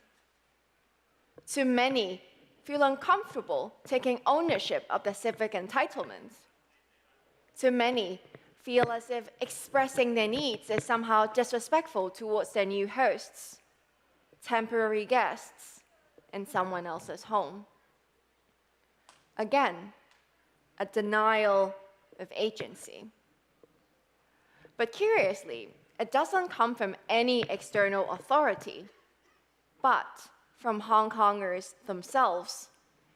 It's as if generations of subjugations have taught us that we don't deserve a voice. This is false and dangerous. And if there is to be true integration in the third wave of the Hong Kong liberation movement, we must own our movement and own our voice. If it's not too presumptuous to say, I think there is an analogy with Taiwan. For many countries, Taiwan is a political football. So rarely are the Taiwanese people being consulted about what they want. We hear so much about Taiwan being a pawn in a clash of superpowers, but we hear nothing about Taiwanese self-determination. I think the struggle Hong Kongers now face is similar to the struggle the people of Taiwan face, a struggle for respect and agency, a struggle for voice, a struggle to be heard, not just spoken for. We are people united in a fight for respect and agency. We cannot allow ourselves to be dehumanized, turned into geopolitical chess pieces. We are people united in a fight for agency and self-determination. This is something we all have in common, because the fight for Hong Kongers and the people of Taiwan to be heard is your struggle too. Yes, a struggle for voice and humanity. Yes, a struggle against authoritarianism, but beyond all, a struggle for voice and humanity.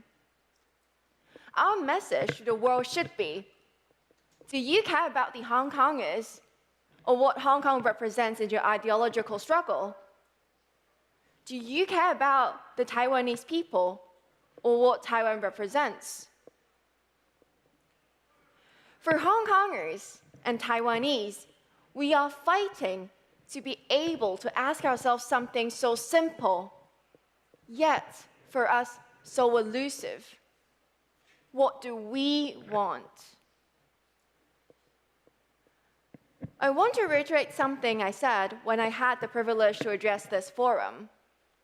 When asking you to stand with us, I said, press your governments to stand with those who held an umbrella into a wind of tear gas. Allow me to extend that today. Press your governments to stand with those whose home just happens to be on the fault line of two incompatible ways of life. Small things like reminding us when tax is due, where to set up our electricity bill, walk us through the system, and fight us when it's mid-autumn or New Year. Small things like these would make such a difference to us. Or when homesick become unbearable, keep us company. Or keep us company when we invite you to join us in a rally. And while you are standing with us, please respect our voices and the choices we make. Respect our agency.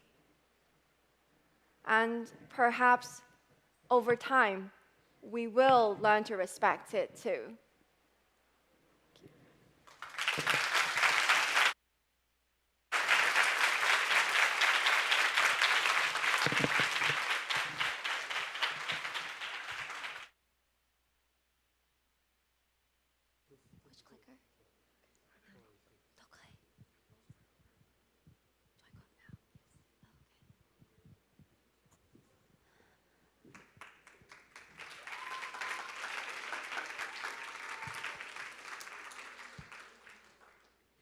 Turning the tide towards a freer world is a very attainable goal, but it will require the efforts of each and every one of us.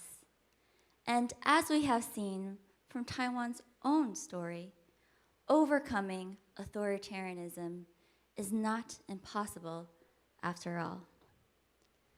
Despite the global backsliding of democracy, Taiwan stands strong and tall and serves as an inspiration to the region and the world.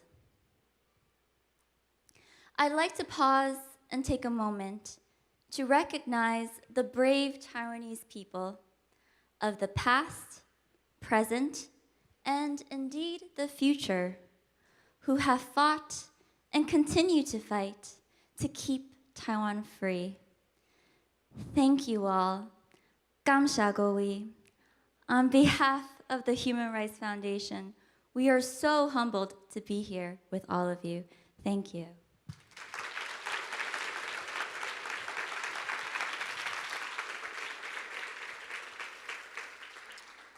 I'd like to share a quote that I've heard from the New York City Taiwanese American community.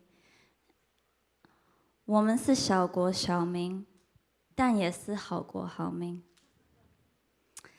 I believe many of you have heard of this quote before from Taiwanese journalist and activist Zheng Nanong, who sacrificed his life for freedom. And to me, and perhaps many others, this quote serves as a reminder of the resiliency of the Taiwanese people and how freedom must be cherished. 亲爱的台湾朋友们，要加油哦！大家讲好唔好？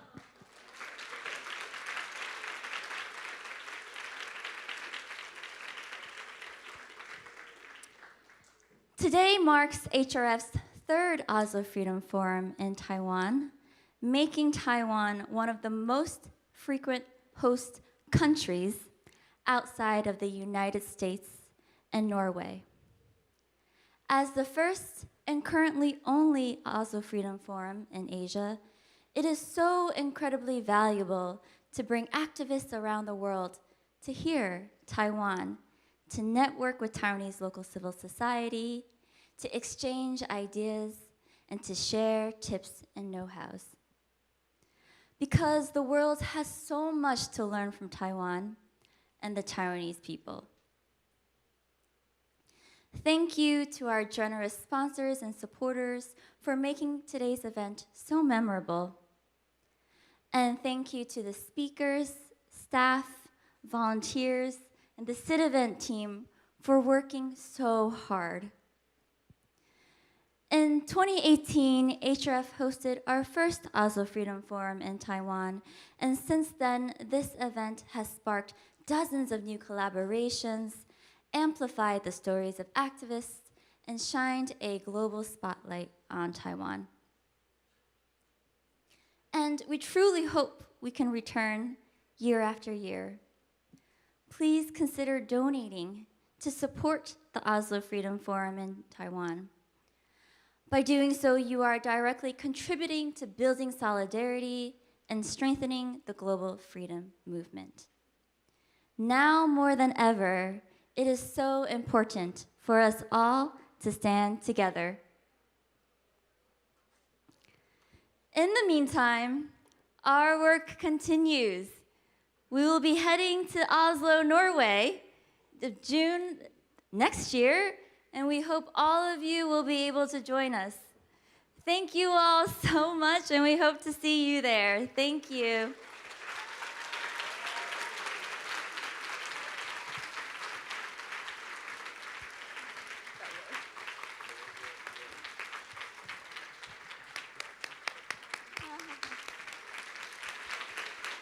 Thank you.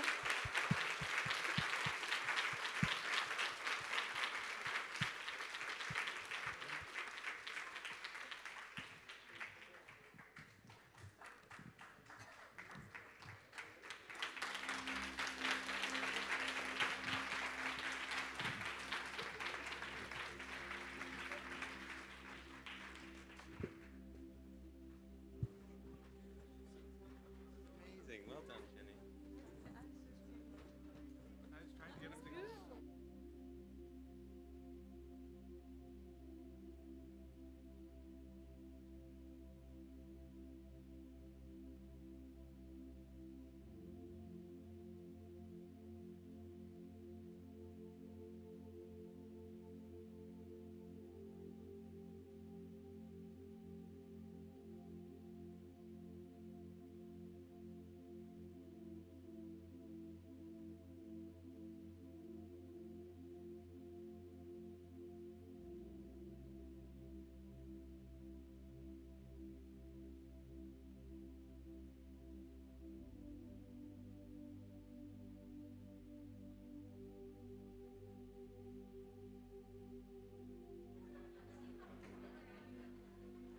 Wei.